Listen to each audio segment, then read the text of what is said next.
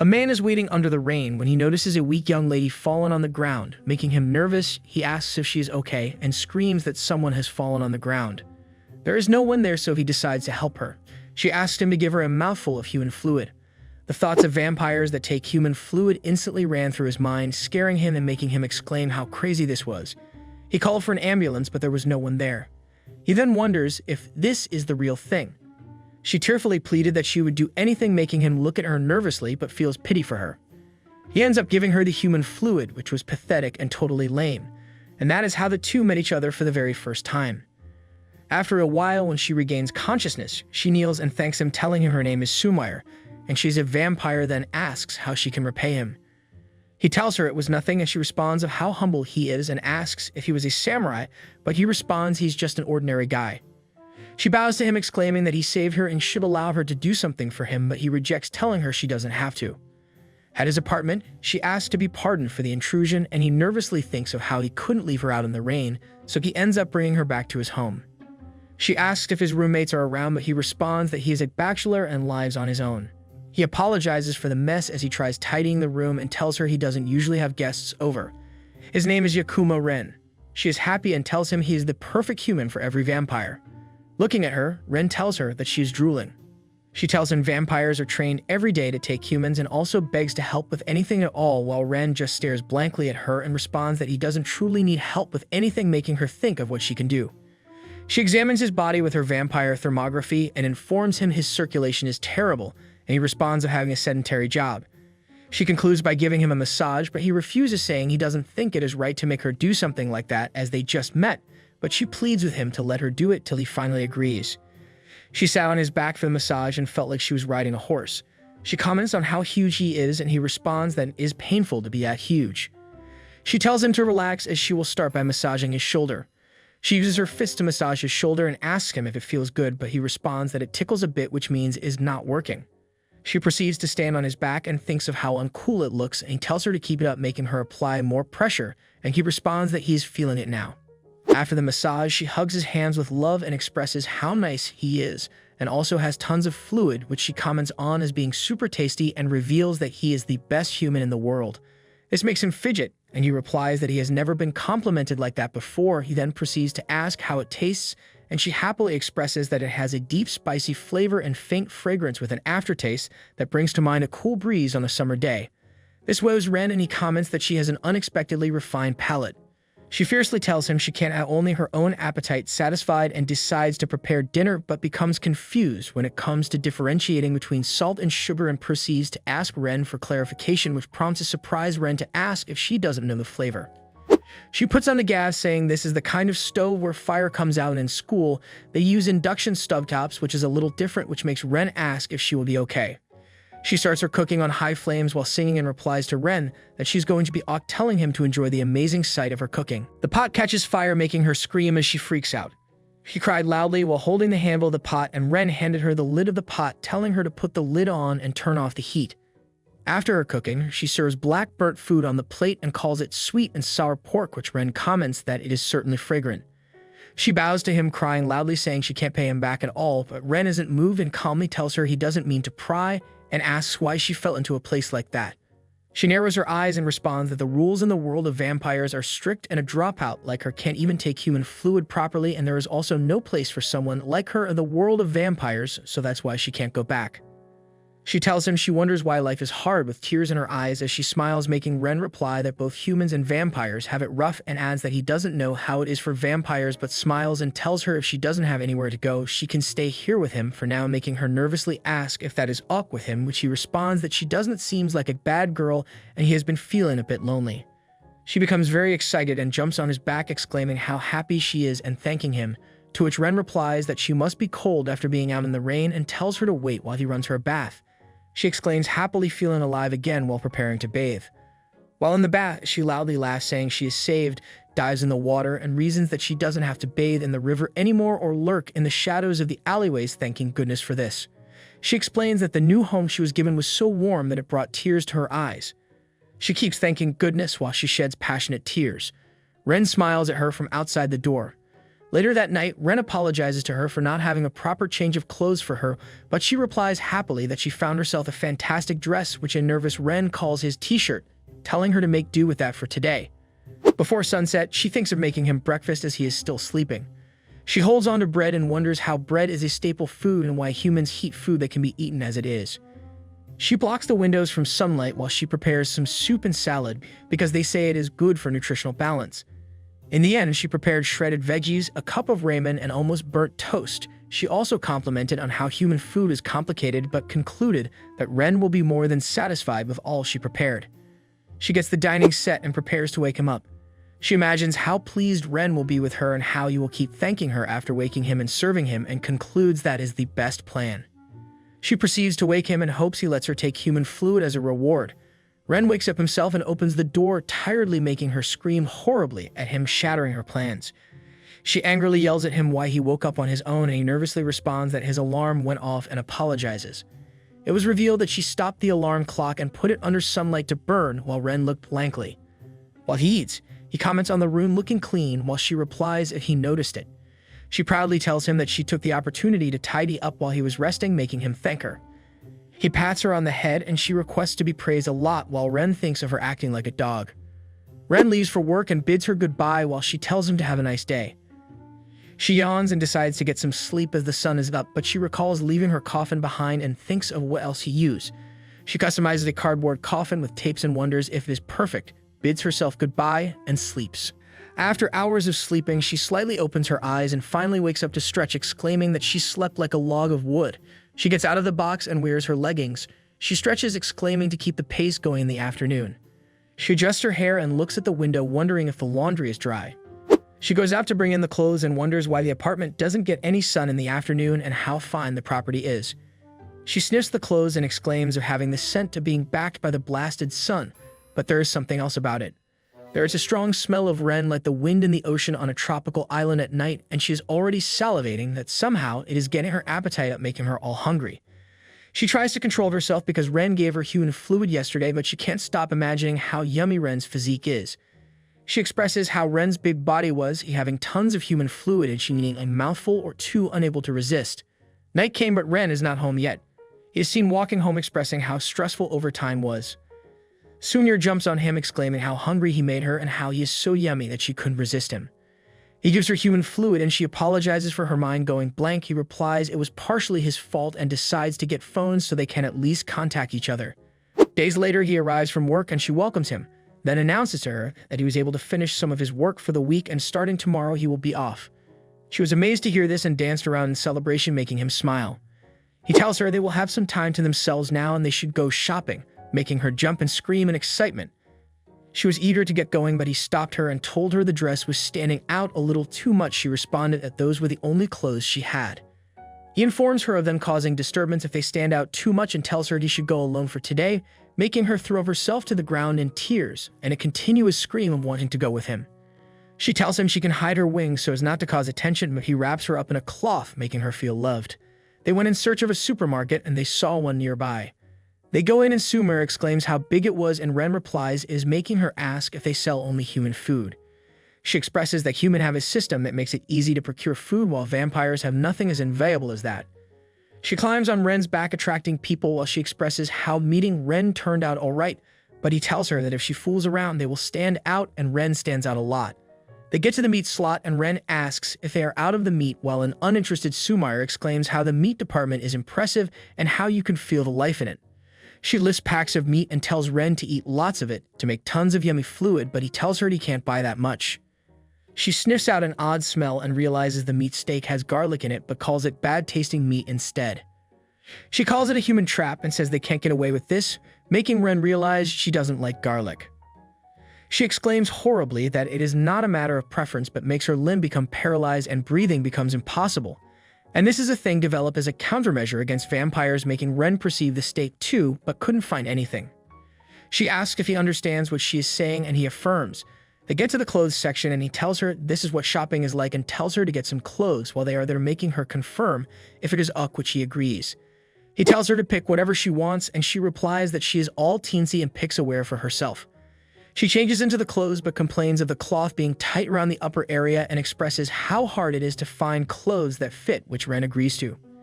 She goes back to the changing room to wear an undershirt and a top. She exclaims how perfect it is for humans, and Ren agrees once again. They went to the cashier to pay for all they bought and were informed that it was 3,020 yen. The cashier informs Ren of walking late at night with the girl and him not look like they have any relationship, making Ren nervous and severely amazed. Sumire thinks of this as a chance to pull off a skillful deception and thinks of a male and a female pair being unnatural. She proudly responds to the cashier, telling her they are lovers, leaving Ren's jaw dropping out of shock. He nervously laughs, pats her head, and tells the cashier that she is a relative and he is just looking after her, and tells her she knows better how to tease him. Sumire asks Ren if she should have told them he grabbed her off the street and how worse it would be. They walk home and Sumire was happy. She smiled to herself, making Ren concerned. She tells him she has never had so much fun in her life before and she is having the time of her life, making him stare at her blankly and then smile. She dragged him along, saying since they came all this way, they should return home through another way, but unknowing to them, someone was behind them. It was a lady with dark long hair who recognized Ren, but didn't know Sumire, as both of them went home joyfully. As they walk, she asks him if walking around at night is fun. As she walks happily, she informs him that this is the time vampires are invincible, and she can strut her stuff. She notices something off and asks an ignorant Ren if someone is following them. She yells at the person hiding in the shadows to come out.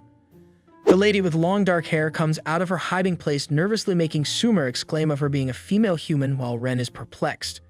The terrified lady asks who Sumire is, but Sumire replies, saying she should be the one asking that. Sumire calls her a person who breaks home and says she was lured by Ren's delicious smell, but Ren cuts her off, saying the lady is not her, and tries to say who she is till Sumire catches her scent and goes to sniff the lady and becomes confused. Ren draws the lady closer to himself while Sumire asks if they are related, making Ren answer that they are in a relationship. Sumire expressed that they smell so similar and made Ren's sister sniff herself, but Ren tells her not to bother as she won't be able to tell. Ren's sister is Yakumo Minori, and she asks who Sumire is, expressing how young she looks, while Sumire was calm all of a sudden. Minori suddenly questions Ren if he took in a runaway schoolgirl, which Ren instantly declines. He whispers to Sumire that they need to tell the family what is really going on so that things won't go bad, which she agrees with. Sumire shyly tells Minori that she and Ren are life partners, while Ren tells Sumire not to complicate things. In Ren's house, he informs Minori that Sumire is a vampire, making her scream loudly. She calms down and smiles at Sumire, saying she is at the age where she gets brooding, making Sumire furious about Minori making fun of her.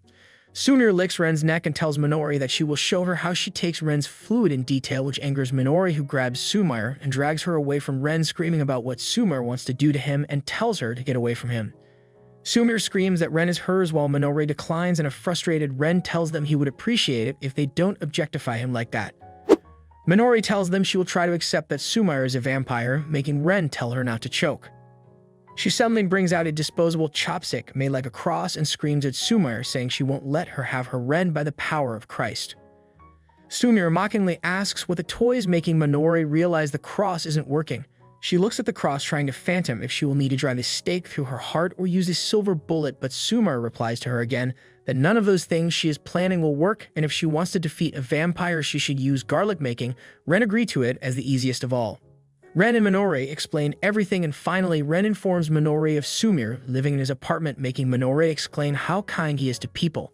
She explains to Sumire about understanding how things are tough for vampires, but how humans have their concepts of what's proper, and requests that Sumire come to replace because it will be wholesome and won't raise any eyebrows, making Sumire look in confusion. Sumire informs a nervous Minori and bites on her skin to take her fluid. She expresses that Minori's fluid is a bit fatty and tells her to exercise more before asking her to move in with her again, while Minori says bad things to Sumire.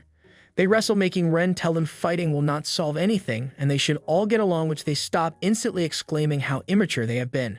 Sumire ably smiles and asks them to shake hands, which Minori blindly agrees to. They shake hands, but Sumire squeezes Minori's hands and comments on how weak her handshake is while using her vampire super strength. Minori freaks out in pain, calling Sumire a freaking chimpanzee, while Ren wonders what he is going to do with both of them. A few nights later, Ren bids Sumire goodnight and goes to bed, and she begins to wonder how she always gets fluid from Ren every day, which is not always enough, and if she tries to take more from him, it will have an impact on his health, so she needs to form a plan. She excitedly brings out a book she uses in her vampire school and reads through it. She expressed that hunger can be mitigated by the use of milk. She realizes if she drinks milk between taking human fluid, she can alleviate both her own hunger and the burden on Ren's health after looking at the cycle in her note. She reads that human money can be exchanged for goods and services, but can't read the rest of the other note, and mad is when she recalls that that was the time the teacher got mad at her for falling asleep. She regretted not paying attention in class. She encourages herself that even if there were parts she couldn't understand, she knows that she can get milk at the store. She brings out a wallet with money in it given to her by Ren as allowance for emergencies and decides to go to the store to get some milk. She rushes down the hallway wanting to go to the store they went to previously, and it should take time as she has been there once, but unfortunately for her, she gets lost and doesn't know where she is. Someone calls out to her from behind and tells her she shouldn't be out walking around alone at night. The person was none other than Ren's sister.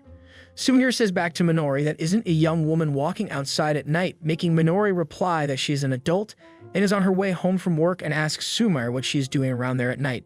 Sumire looks away telling Minori she is wandering and not lost, but Minori could sense the lie in it and knew she was lost. Sumire tells Minori of her plan, and Minori responds that she heard that woman's milk is quite close to human fluid and she can see the logic in it. Minori directs Sumire to a convenience store close to them, and Sumire appreciates her. She comes out moments later with bags with milk in them and happily meets Minori, where she waits while Sumire tells her the milk should reduce the burden on Ren. When Sumire looks closely at the milk, she discovers some of them are not real. She bangs on the floor in frustration, exclaiming how malicious it is to use similar packaging and calling it a human trap, making Minori think of her as more of an idiot.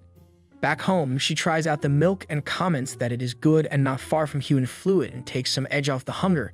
She wonders what to do with the other ones she bought by mistake, and tossing them would be a waste, so she will give them a try.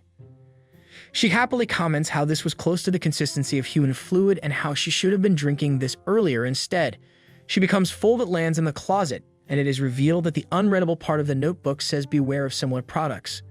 After sunrise, Ren wakes up and greets Sumire but realizes she is worn out, making her respond that she is on a diet, but he sees the lie in it. He exclaims all these happened while he was sleeping, and she responds that she doesn't want to increase the burden on his health, but her stomach starts growling. He tells her since she means well to him too, she can come and have a sip to celebrate, making her jubilant. She takes on his fluid and he tells her not to force herself. She exclaims that he is spoiling her, making him reply that the thought alone is more than enough. At night, in Ren's workplace, there was pressure everywhere and he was tense. He wonders how everything is on fire with the project at hand, which is bad. He answers a call apologizing for the inconvenience caused and assuring of treating the urgency. When he left work, he was stressed and worried about work. He walks in still in thought, but Sumire suddenly jumps on him, welcoming him and tells him she has been waiting. He looks blankly, adjusts his glasses and smiles. While walking through the hallway, he comments on liking someone here with him, making Sumire confused. She asks why he is later than before, and he responds that there was a big panic at work, and he spent the whole day apologizing, which was so busy that he wished he had extra pairs of hands. On hearing this, Sumire doges to him and tells him to leave apologizing to her and saying she is super good at it, but he ignorantly asks if that was a really good doge. She ignores the question and announces she prepared him dinner, happily making him freak out, but she tells him she gave it her all, and it is not going to be burnt like when she first came. She brings a savory meal and calls it Salisbury steak, while Ren comments it looks really good. The kitchen was very messed up and Ren calls it a broken kitchen. She responds that they are wounds earned in battle. She hops and announces that she filled a bathtub, which he thanks her for, and she tells him to take a bath first. Ren got in the tub and there was barely enough space and water in the tub, but when it was Sumire's turn, there was barely enough water in the tub for her to use, and Ren told her to refill it. When they are done bathing, Ren tells her he had a rough day, and thanks to her, he will be able to give it all it takes the next day. She blushes and tells him to stop or she'll blush. She responds to Ren that she is not really asking for a reward, but would appreciate it if she can get today's fluid till she checks on him to find out he is asleep. She thinks of him being so tired and falling right asleep, and despite his job every day, he still lets her take his fluid. She hugs him and bids him good night. In the shadows, voices can be heard of how crazy the place is, and it was said that a familiar vampire smell is lingering in the place teeming with humans. 2 other vampires like Sumire were seen, and one was holding a long sword. She is telling the other that they should go take a look, and the other comments that her nose is as good as ever. Sumire blushes and decides to let Ren sleep and decides to use the opportunity to clean up the messed up kitchen. She perceived an unfamiliar scent coming from the door. She tried looking at them through the peephole on the door. Unfortunately, there was a crash and rustle sounds waking Ren up from his sleep. He put on his glasses to see that the 2 other vampires had bundled Sumire and tied her mouth. One of them apologizes for waking him up, making him realize they were vampires like Sumire. One of them introduces herself as Dahlia, and Ren tells her who he is while extending his business card to her and thinks of how friendly she was all of a sudden. Dahlia exclaims wanting to keep Ren's mouth shut by turning him into a snack, but Ren takes back his earlier comment about her and says she is too bad. Sumire screams at them not to touch Ren. Dahlia laughs, loudly squeezing Sumire's head, telling her to shut up or she will see her head off, making Sumire apologize. Ren nervously tells them not to handle Sumire roughly while Sumire screams his name. Dahlia tells Sumire to quit struggling and asks her partner if she can behead them in order to get rid of the evidence, which her partner disagrees with. Dahlia's partner tells her to hold on to find out, as it seems Sumire and Ren know each other, which Dahlia concurs with. She calls her partner Kikyu and tells her she was thinking about it too, while Ren thinks of it not being what she said moments ago. After the narration, the other vampires realize how lucky Sumire was to find such a nice person, while Sumire and they aren't setting her free. Kikyu thanks Ren for saving one of their own and for keeping their existence a secret, which nervous Ken replies no problem to. Kikyu tells Ren they will be on their way with Sumire, making her look confused. She tries to free herself, saying she's not going.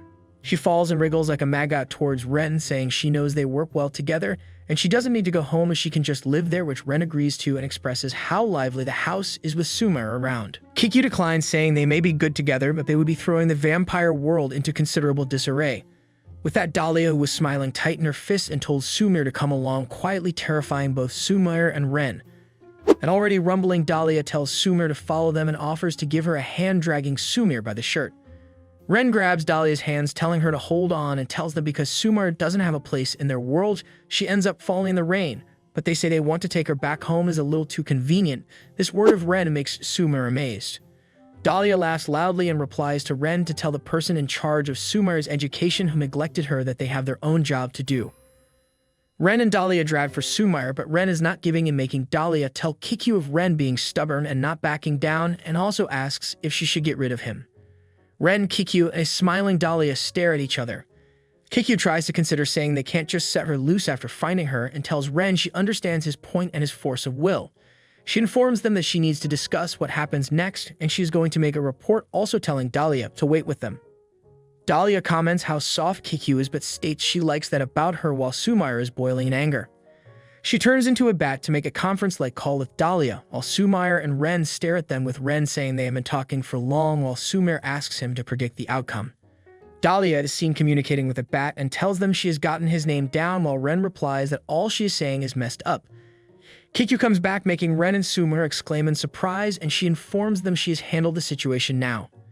Kikyu asks if Sumire was really in the class and sees the reason why she is not eager to go back, while Ren wonders what the class is.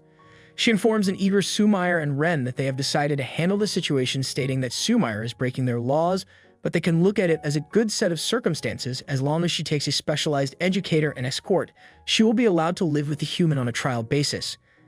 Kikyu informs Sumire of the final conclusion that she will be her educator, while Dahlia will be the escort. Dahlia laughs out loud.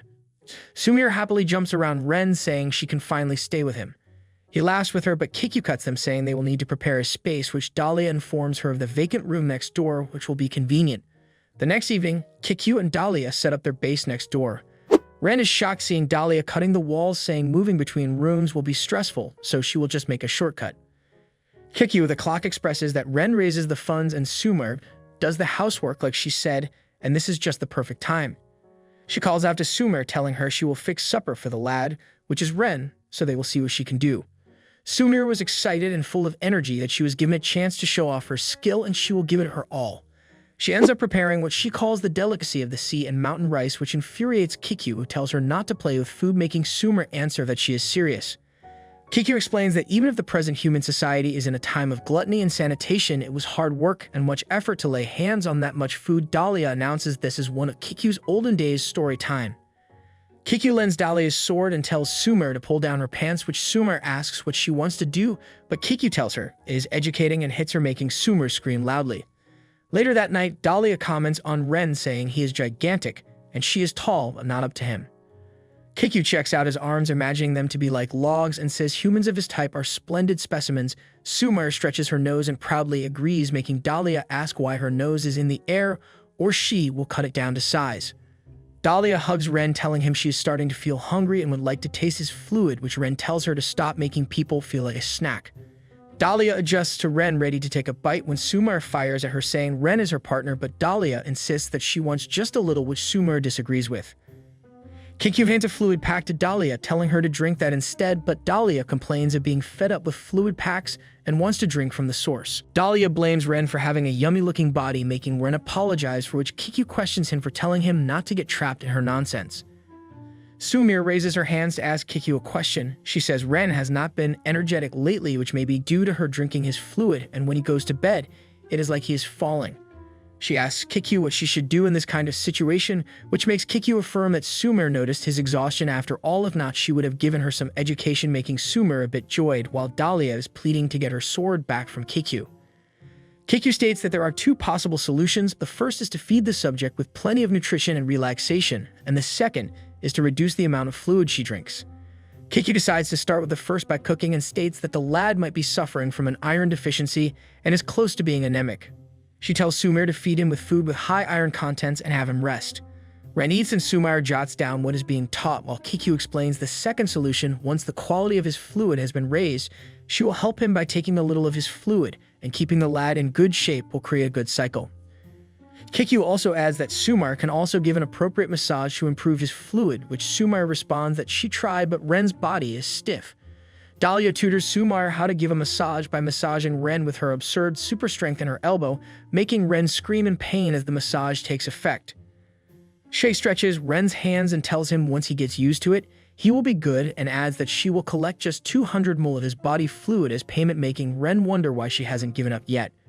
Sumire gets furious and walks up to Dahlia, telling her she will continue the massage for Ren, which makes a laughing Dahlia ask if she is jealous, but Sumire denies it. Kikyu gives Ren a fluid-producing drug, which he tries to find out about, and she tells him that it is a medicine that aids in restoring depleted fluid, and it is something like a nutrient drink created by vampires. She warns that it is not something he can drink all the time, but in this case, he can drink it to restore his lost strength quickly, which Ren gladly accepts and drinks. At first, there was no effect, but suddenly veins appeared all over his hands and body, making him exclaim how amazing it was. He suddenly gets so energetic that he wants to just get his body moving and ends up doing push-ups, while Sumire is happy that Ren is now energetic again. Ren's activeness begins to get out of hand, which Dahlia instantly complains of to Kikyu. Kikyu observes him and tells them it might not be normal, and that his body did not take the medicine well, which Dahlia responds that he took it too well. Ren suddenly announces going for a run and leaves, while Sumire tells him to wait a bit. All the three vampires have to fly to look for Ren after going wild. They see him running along the road as Dahlia calls out, and Sumire agrees.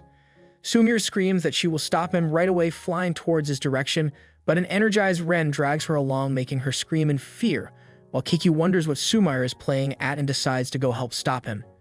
Gigantic Ren drags Kikyu and Sumire as well while still running, while Kikyu screams at Dahlia for help, and Dahlia responds to the situation by being funny and wishes to keep watching. Dahlia, who seems to be the strongest among them, grabs Ren by the neck and stops him instantly. He is bundled and carried back home. Later that night, Ren is seen sitting in a corner of the room silently, while Dahlia exclaims how calm he is. Sumire sighs and thanks goodness, but is cut short by Kikyu, who tells them that is not all, and tells them after he recovered too much body fluid, his mind has flown to the coop, which shocks Sumire. Dahlia suggests they should drink the excess body fluid from Ren so he gets better, which Kikyu agrees to, while Sumire volunteers to drink his fluid. Eager Sumire exclaims she is learning how to handle emergencies, which is part of a partner's duty. Dahlia informs Sumire that she is drooling unknown to her.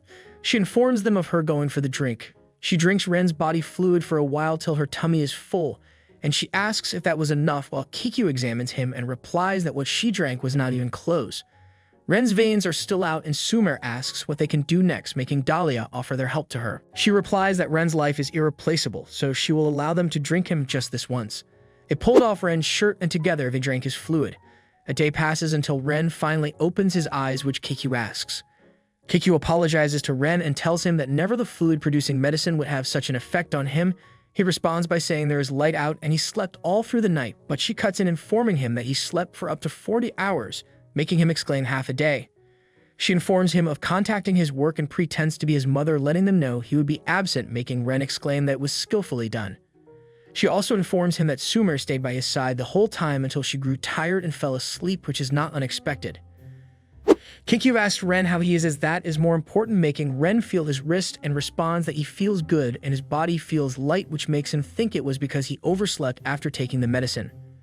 Ren rather apologizes to them for causing them so much trouble, but Kikyu replies that he did nothing wrong, telling him Dahlia was able to drink a lot of body fluid and is high in spirit. Kikyu quickly arranges something for Ren to eat, asking if he must be hungry, and he thanks her in return. As Ren eats, he exclaims how amazing Kikyu is, saying even if she has a different palate from humans, her food is delicious. He looks up at her but realizes she fell asleep and wonders if she was also staying up till he was awake. He smiles, covers her with a cover cloth quietly, and thinks of how scary they were at first, but in the end, they turn out to be nice people. He plans on giving Dahlia a blanket too and moves towards her, but she springs up saying she is awake and she has always been shocking Ren. He exclaims that she surprised him and wonders what the snot bubble in her nose was. She informs him that she is on the lookout, so her eyes are always wide open, which Ren wonders, never seeing her eyes open before. A bat is seen whispering to Kikyu, while Dahlia announces that they have a message, which makes Kikyu finally call out to Sumire, telling her they must make an appearance at the academy. This announcement makes Sumire freak out and scream, while Kikyu informs her of her unwillingness to go, but this must be done properly, telling her to sort it out as Sumire sighs in surrender. Kikyu faces Ren and asks if he would like to come with them, which prompts him to ask if it is Oak, and Kikyu agrees. When they get to the academy building, Ren is amazed by the view before him, while 3 vampire students are seen complimenting seeing a human in their school, how tasty he looks, thinking of another class having hands-on lessons, and finally how he is making them hungry.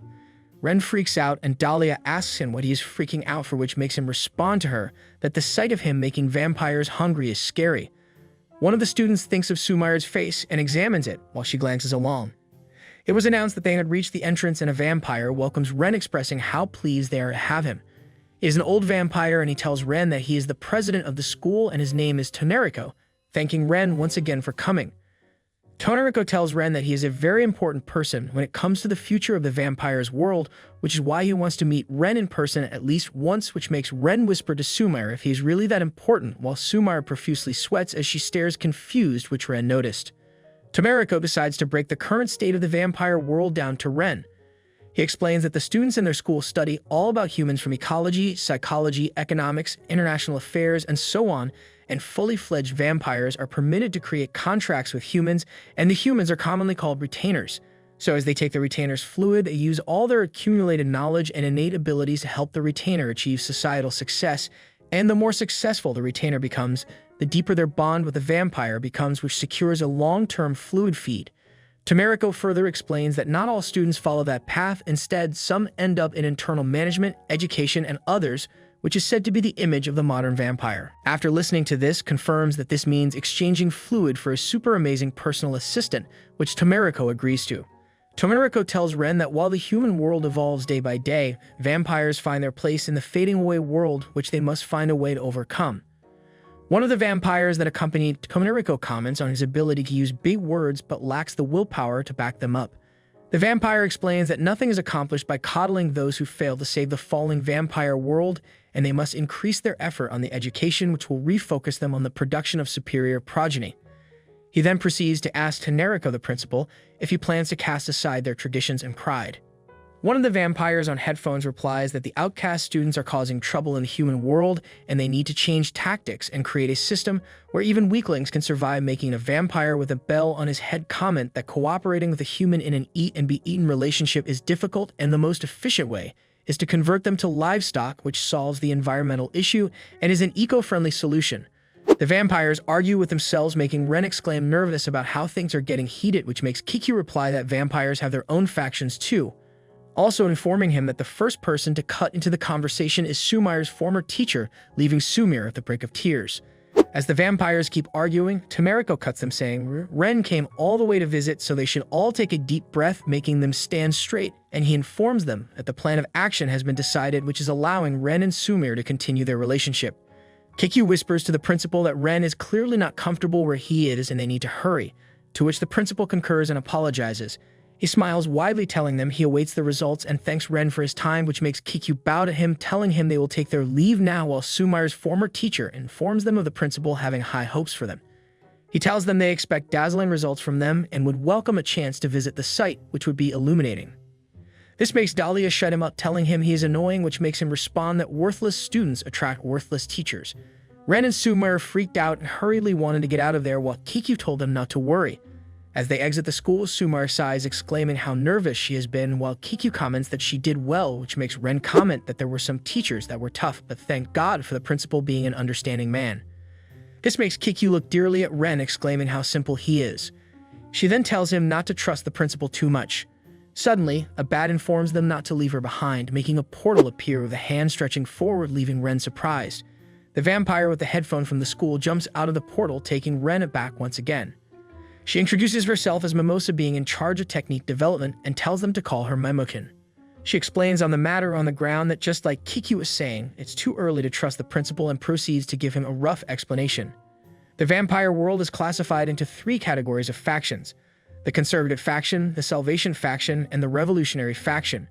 She further explains that they fall under the salvation factor, and the 3 factors have their different functions. The conservative faction consists of the old folks who want to double down on how they have been doing things before, while the salvation faction is the cute ones who want to stop the eradication of weak vampires and restore the vampire world. And lastly, the revolutionary faction are called the dork, who wants to seize any form of opportunity in order to establish a regime whereby the vampires rule. She informs them that Sumire's continued cohabitation was allowed due to their significant protest, making Ren ask curiously if the principal is from a different faction. She replies to him, saying up until now the principal has taken a neutral stance when it comes to Sumire-kun's case. He quickly comes to an understanding of our point of view. She thanks Sumire for getting their point across, but is still worried that the principal left the dust box alone, making her conclude that definitely something must be going on behind the scenes. This confuses Ren as she opens a portal, telling him to step in as it will be easier to just show him than explain. They teleported high up to the dust box, making Ren exclaim how high they had come. Meimochin tells him to take a peek down, making Ren look down and ask if something is moving down there. Suddenly, a large number of horrible, hungry-looking vampires are seen trying to climb up the box, making Ren terrified and nervous, while Meimochin explains that this is the dust box, which is the prison where all the vampires who lost their place in the world end up. The condemned vampires are seen scratching, tugging, and biting their way up, as Meimochin further explains to a nervous Ren that after losing their mind from thirst, the vampires wait here for the rare scraps that are tossed to them, and under the current rules, Sumire will end up there one day, which the principal tacitly approves of. This leaves Sumire nervous, as Meimochin exclaims that a place like this shouldn't exist and should be removed. She finally announced she would be living with them as a record keeper, which Ren agrees to immediately and welcomes her. Dahlia challenges her if she also has it rough, which Meimochin declines, telling them she just feels it would be wrong for them to do as they please. Back home, Ren wonders how Sumire is on the verge of meeting a bad fate like that, and she is still just a kid, while Sumire peeks at him blankly. She suddenly hops up full of courage, telling Ren she will do her best and show everyone she can be a splendid vampire who is a big help to him, but she is cut off by Meimochin, telling her that is not what the test is about, any more confusing Sumire. Meimochin exclaims how cooperative Ren is and requests to drink some fluid as proof of their friendship, which Ren agrees to, telling her to take just a little, while Dahlia wants to go first and is being called out by Meimochin. They laughed loudly while Sumire stared blankly, unable to act, and Kiku stared at her in pity as the night went by. At Ren's workplace, as he taps on his computer, he exclaims, finishing the meeting documentation and going through the figures to confirm if they are in order. He realizes that some noise coming from under his desk, and he checks it out in surprise, only to find a bat saying that the subject's daily activities are within the normal parameter, that his results are above average. He analyzes the voice and concludes it was Meimochin, which she agrees to. He looks around to avoid being caught and whispers what she was doing here, making her reply that it is her duty to make reports. He informs her that it's 10 in the morning and vampires are normally asleep by this time. Maimo is seen working from home as she tells him she is something of the day, making him exclaim how great it is. As Ren gulps down his coffee drink, he thinks of Mimo observing him, so he decides not to let his guide down. Meimochin called out to him, telling him if he wanted to drink coffee, he should drink the substance in the bottle that she handed him, making him curious and asking what it was. She replies that it is the new and improved fluid-producing medicine, and she is very proud of this new product, so he should go ahead and drink it. He recalls and discovers that the last time was all her fault when he couldn't control himself. Ren is brought out of his thoughts when his co-worker asks if something is wrong, making him sweat nervously. He fakes smiles and answers he is perfectly fine. His colleague walked over to his table and picked up the fluid-producing medicine, examined it closely, and called it an energy drink, exclaiming how the design changes these days. He warns Ren not to drink too much of it, as it is dangerous to his body, which Ren agrees, making Mimo offended by their being rude. Ren announces his arrival at home tired and hungry. and he is told by Kikyu to wait a bit while Sumire is making dinner. Sumire is seen cooking as Kikyu warns of the fire being high, but at the end, she makes a burnt black kurokoch. She tearfully apologizes for ruining the food once again, but Ren cuts in that the food is fine and he can handle this much, trying not to make Sumire feel bad.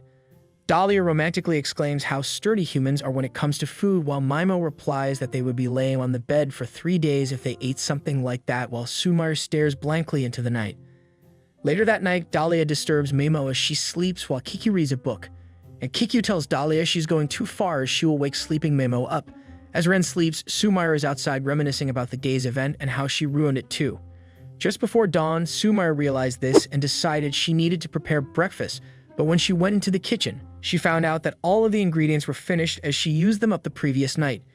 She tells Kikyu and Dahlia that she needs to go to the shop to do some shopping, and Dahlia says to her that the sun is almost up, but Sumire replies that the store is down the road. Sumire slams the door behind her while Kikyu stares blankly. As Sumire runs through the hallway, Dahlia asks Kikyu if she wants her to keep an eye on Sumire just in case, but Kikyu doesn't respond and just stares blankly. In the store, Sumire looks around and decides to make sunny side-up eggs for breakfast. She recalls how unprofessional she is at breaking the egg because the yolks will end up everywhere looking messy, but then also remembers that Ren doesn't mind how the food looks, he eats the food, and also compliments her for her good cooking skills. She concludes that if he is fine with her constant mess up, then it means he does not expect anything different from her at the end of the day. Ren wakes up from the house. As he went out to ask what was wrong, Mimo screamed that everything was bad. She exclaims that Sumire isn't back from shopping, making Ren nervous, and tries to contemplate what will happen if she gets hit by the sun directly, while Mimo completes it that she will burn to a crisp and something like that cannot be kept in the report, making Ren decide to go look for her. Kikyu hands him a parasol to take along with him and keep Sumire safe at all costs, which Ren collects and heads out running all through in search of Sumire. Meanwhile, Sumire is seen sitting under a bridge. Ren is seen looking everywhere for Sumire, but cannot find her anywhere as he exclaims where she could be. He recalls Dahlia telling him she was in this area, but the smell of her fades little by little because of the sunlight, so he can't find her anywhere, and there is still more ground to cover. A worried little child called out his mom's attention towards Ren, asking her why the man was carrying an umbrella under the sun, making Ren nervous. He stared at the umbrella while in search of Sumire. He felt a note wrapped on the umbrella Kikyu gave him. When he reads through, he is informed not to be scared and to calm down, making him sigh. He proceeds reading, and he is informed that Sumire can take care of herself as she survived a long time before she met him, so he doesn't need to worry. He is further informed that Sumire might have something she needs to get off her chest, and it may be something she can't express in front of everyone. The note finally begged him to listen to whatever she had to say. After a while of searching, he found her sitting under the bridge crying alone. He observed her for a while and finally went to sit beside her. He nervously tells her sorry and why she has been holding something and that he never noticed. She squeezed her arms, tightly replying to him to tell her if it was okay with him. She raises her head in tears as he looks on at her. She reminisces on how he saved her when she ran away from the vampire world and how she wanted to repay his kindness, how she wanted him to expect great things from her, how she wanted him to count on her, but all she did was to mess up over and over again, and he did expect anything from her, making her wonder if he found her very existence a nuisance. Still crying, she recalls her situation being a mission and how she will keep having these miserable thoughts. She stares in tears, wishing she could disappear. Ren stares blankly and stands up, ignoring all her rants, telling her it's a sunny day and it has been a while since they were out together. He then requests they go for a walk, making Sumire's glow brightly in confusion, while Ren stretches his hand, telling her he has a parasol and everything. He then wraps Sumire up with a towel, while exclaiming how worried he was about the reason for his heavy-duty gear. He carried her under the parasol as people stared at them. The little boy from previously exclaims how they are making Sumire comments that they are standing out quite a bit, which Ren responds to not be a problem. Ren thanks her for talking to him and that he now understands how she feels. He explains that he thought that just laughing off her mistakes would make things easier for her. Instead, he was hurting her, and he is deeply sorry about it.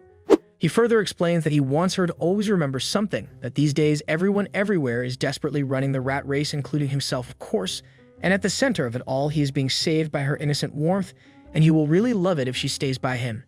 He explains that they will work hard to change things that are not working, thereby requesting her to stay with him.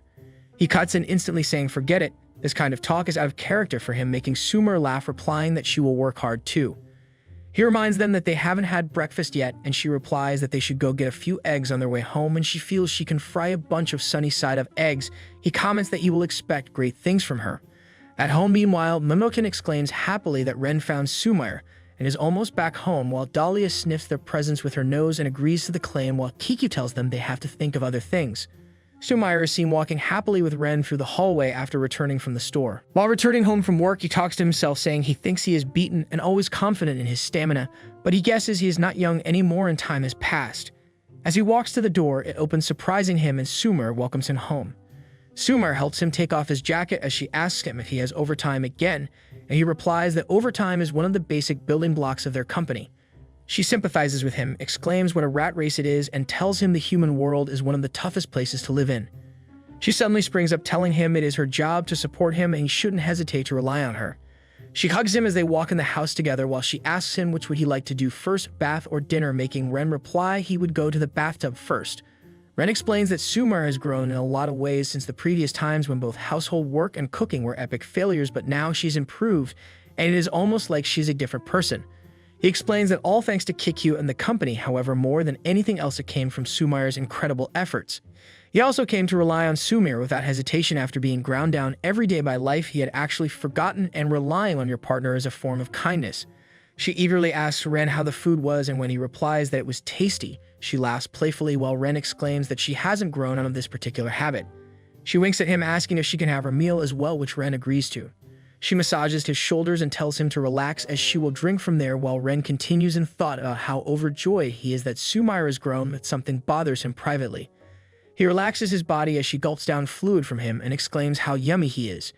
He explains that before it felt like playing with an innocent girl, but now that she has grown into a woman, it feels a bit shameful. Sumire starts to feel Ren's heartbeat pick up as she hugs him, but he replies nervously that it was nothing. Just then, Kiku and Dahlia come in, apologizing for coming later than they arranged, while Sumire welcomes them, but Mimochin exclaims that it went about as badly as expected, making Ren ask what happened. She explains that Sumire's former teacher has raised an alarm for Sumire and Ren's cohabitation interspecies test. Kiku intervenes to cut the story short. The three instructors have been ordered to withdraw. Ren is confused as Mimokin quotes Sumire's former teacher, saying, "My, what a meaningful test, with all three instructors constantly fretting over them. I must say I'm rather amazed you've managed to keep up such a shameful display for so long." This makes Ren nervous, and Dahlia says bad things to him, but she ends up telling them that they can now see the light at the end of the tunnel. Mimochin yells, exclaiming that if the interspecies cohabitation test can continue for a year, it would be considered a success, and they won't be able to do much except give advice during that time. Kiku inputs that he has a point, and even if the council did not set a deadline, it will be withdrawn on their own will. On that note, today will be the last day, and they will act as her mentors, and she should be able to handle it from here onwards, while Sumire's eyes were wide in expectations. Sumire screams that she will definitely succeed and will prove all those who made fun of her wrong, and Kiku concurs with her. Dahlia comments that her spirit is as huge as her body. She replies that she's a growing girl. Mimochin looks at Sumire and exclaims when Sumire grows taller than her, while Kiku tells her she's growing, and it is like watching a human grow. Later that night, they all left, telling Sumire to take care and send daily reports. Sumire hugs Ren, exclaiming they haven't had time alone since they met. She smiles widely and tells Ren that they should both work hard, and he agrees with her. Ren explains that the cohabitation test from her onward is the real deal. In the vampire world, Yahello is seen approaching two students. He announced to them that they have permission to leave the ground floor by sundown tomorrow, and there is no need for them to worry.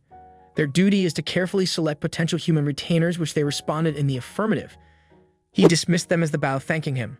When they were out of the school, one of the students with short hair exclaims happily about being finally free, while the other student with long hair agrees with her, but informs her that permission could still be revoked, so they need to keep their heads. This makes the short-haired student say she won't mess up and tell her partner that they should both head somewhere when the sun goes down tomorrow, which makes her partner inquire where they are going. The short-haired students evilly reply that they should go find the loser who got chased out of the academy and make her take a special test. Her partner pitied the girl who was chased and blamed it on the short-haired student for being the cause, to which she replied that she didn't do anything and the girl in question was weak. Her partner exclaimed how horrible the short-haired student was as proceeded into the human world. The short-haired student informs her partner to get ready, and she concurs in agreement. The following morning, Sumire hits a cooking pan and spoon together, telling Ren to wake up. Ren, who was still deep in sleep, requested more time as she kept calling him to get up. This makes her think of what to do, and she gets an idea. She peeks under his blankets and creeps underneath, wriggling on him as she greets him once again. He suddenly jumps out of the bed, cover trembling. He tells her to pity his poor heart, and she asks if she surprised him that much, but rather than surprise, he said she was not a kid anymore in a lot of different ways. She narrows her eyes and replies to Ren that he has been a little distant lately, making him fidget in deep sweat. She suddenly widens her eyes and yells, saying, could it be he now wants a human partner after all these times? She falls to the ground in tears, saying he wasn't loyal to her, and she's going to report it to Kikyu. He replies nervously that he wasn't disloyal to her, while she looks up to him wanting reaffirmation, which he assures her. Then she finally requests pets. He petted her, and they reconciled. After bidding each other goodbye as Ren left for work, Sumire proceeded to take a bath, brush her teeth, and sleep in the closet for a long while. When she wakes up, she cooks dinner while cleaning the house. When Ren got back home and she welcomed him, she told him she trusted him, but she studied human techniques in order to guard against any unloyalty, making Ren wonder why she is still on the topic. She explains that human men and women are attracted to each other for no reason and sometimes seek each other out even if they already have another partner, which forces Ren to ask where she picked it from. She brings out a love affair quagmire which surprises Ren, and he asks if it is a manga. Sumire opens the book and reads through. If you want a partner and do not want to lose them, all you have to do is lay claim, known as calling dibs. She grabs Ren's hands and continuously licks them while telling him she has seen characters call dibs on stuff like this, but Ren is confused, wondering if she read the book properly, and tells her he doesn't think that is what the book means. She proceeds to tell him that according to the book, the most effective way to lick is mouth to mouth, which makes her proceed to lick Ren in his mouth, making him terrified. Ren suddenly flees from her while she runs after him and inquires why he is running. She finally catches up with him and attempts to lick his mouth once again, but is cut short by the two vampire students. Sumire is shocked as they attempt to come in through the portal. They entered successfully, and the short-haired student told her it's been a while since she went and disappeared, leaving them worried, and asked Sumire how she had been, while Sumire just stood with her eyes wide open in shock. Their appearance there was threatening to Sumire as she stared at them. Ren was surprised to see them, so he asked Sumire if she knew them, and she muttered raspberry with her eyes still wide open in shock. She then explained that Raspberry was a bad girl and scared away tons of classmates, and she is all about succeeding at the expense of others. However, she causes disturbance in class and fits perfectly with Hello Few education style. Sumire further tells Ren with a sad face that she targeted her, which makes Ren pet her on the head in understanding, and asks of the second person beside Raspberry, and she answers that is the academy's top student and his name is Lotus Kun. He can do anything, to the extent of them calling him Hellog's masterpiece. Lotus heard Sumire and said she was giving him too much credit, while Raspberry replied that their introduction was awfully different. Sumire, with a mean look, asked if there was something they badly needed that made them sneak out of the academy, but Raspberry laughed and told her they did nothing of such. She told Sumire they allowed them to pass, which made Sumire's eyes open wide in surprise, so she asks if they passed all the academy's exams, which Raspberry confirms true. Raspberry moves closer and comes head-to-head with Sumire, telling her she's happy all her years of hard work paid off, and she only came to tell her all by herself so she doesn't get to hear it from someone else. But Sumire is stunned, making Raspberry ask what the matter was and if the cat got her tongue due to her surprised look. Raspberry tells Sumire to put that issue aside and faces Ren, exclaiming how a little strange it is because they are there in the vampire world, working themselves out and taking classes without a moment to catch their breaths, and they are drinking fluid bag rations, but here is Sumire, who has been out the whole time drinking fresh fluid. She exclaims that it isn't fair, making Sumire want to shed tears. She complains that should the runaway layer get the lion's share, but the rightful people who work hard get nothing. She narrows her eyes, saying of course no one would agree to that, and people will definitely talk bad about you behind your back. Lotus cautions Raspberry that she's going a bit far, but she pushes him and keeps saying that no one would acknowledge that the test was a success. This statement makes Lotus stare at her awfully, while Sumire is moved to tears. She throws the fluid bag ration at Sumire's face, telling her to drink that from now on while she takes the human fluid, and she is sure the human would be most delighted to get his fluid drunk by a superior vampire. She asks if Sumire has a problem with that and tells her to hurry and get out of the way, but is shocked when Sumire stands up to her, saying she has a problem with it. She throws the fluid bag ration back to Raspberry while she walks up to her bravely and faces her, saying Ren is her partner, and tells her to say what she wants about her, but she should keep her hands off him. Raspberry is amazed and laughs at Sumire's comeback and tells her that she's grown some confidence since the last time they met. Raspberry hits Sumire on the face, shocking Lotus and Ren. Raspberry laughs and tells Sumire that she will have to take Ren from her by force. She is cut short by Sumire, who rushes at her. They pushed each other toward the glass, but were luckily saved by Lotus. They fought in midair and landed on the roof of a building. Raspberry draws her sword from the portal and asks Sumire if she remembers the self-defense class they took together, as this scene was supposed to take her back. She exclaims how beating Sumire was so much fun as she swings her sword at her, but Sumire stands guard. She holds her wooden mop stick ready to fight back and hits back at Raspberry that she is not the same as she was back then. They both stare at themselves with wide, mean eyes. Raspberry gives Sumire a spin kick. She exhales from the bruises she got from there while Raspberry smiles, as she is always easy. She kicks Sumire in the stomach, making growls in pain. Meanwhile, Lotus carries Ren and flies to the fight scene, but as Ren sees them, he exclaims how bad things are going and that they should be stopped. Lotus replies to him that it is not safe to go where they are and that they should keep an eye on things from here. He tells Ren that they should be allowed to do as they please because neither of them seems inclined to stop anytime soon, as he hands Ren his shoes, which leaves Ren to wonder whose side Lotus is on. The fight still continues as Raspberry pounces on Sumire, who is totally unable to defend herself, while Raspberry laughs, telling her it is all over as she jumps on her. Sumire's stick breaks and she is left totally defenseless while Raspberry pushes her, making her crash on the roof's ground. She then sits forcefully on Sumire's stomach, making her cough out fluid. She then tells her that this is all because she puts on air and defies her, so she will have to punish Sumire.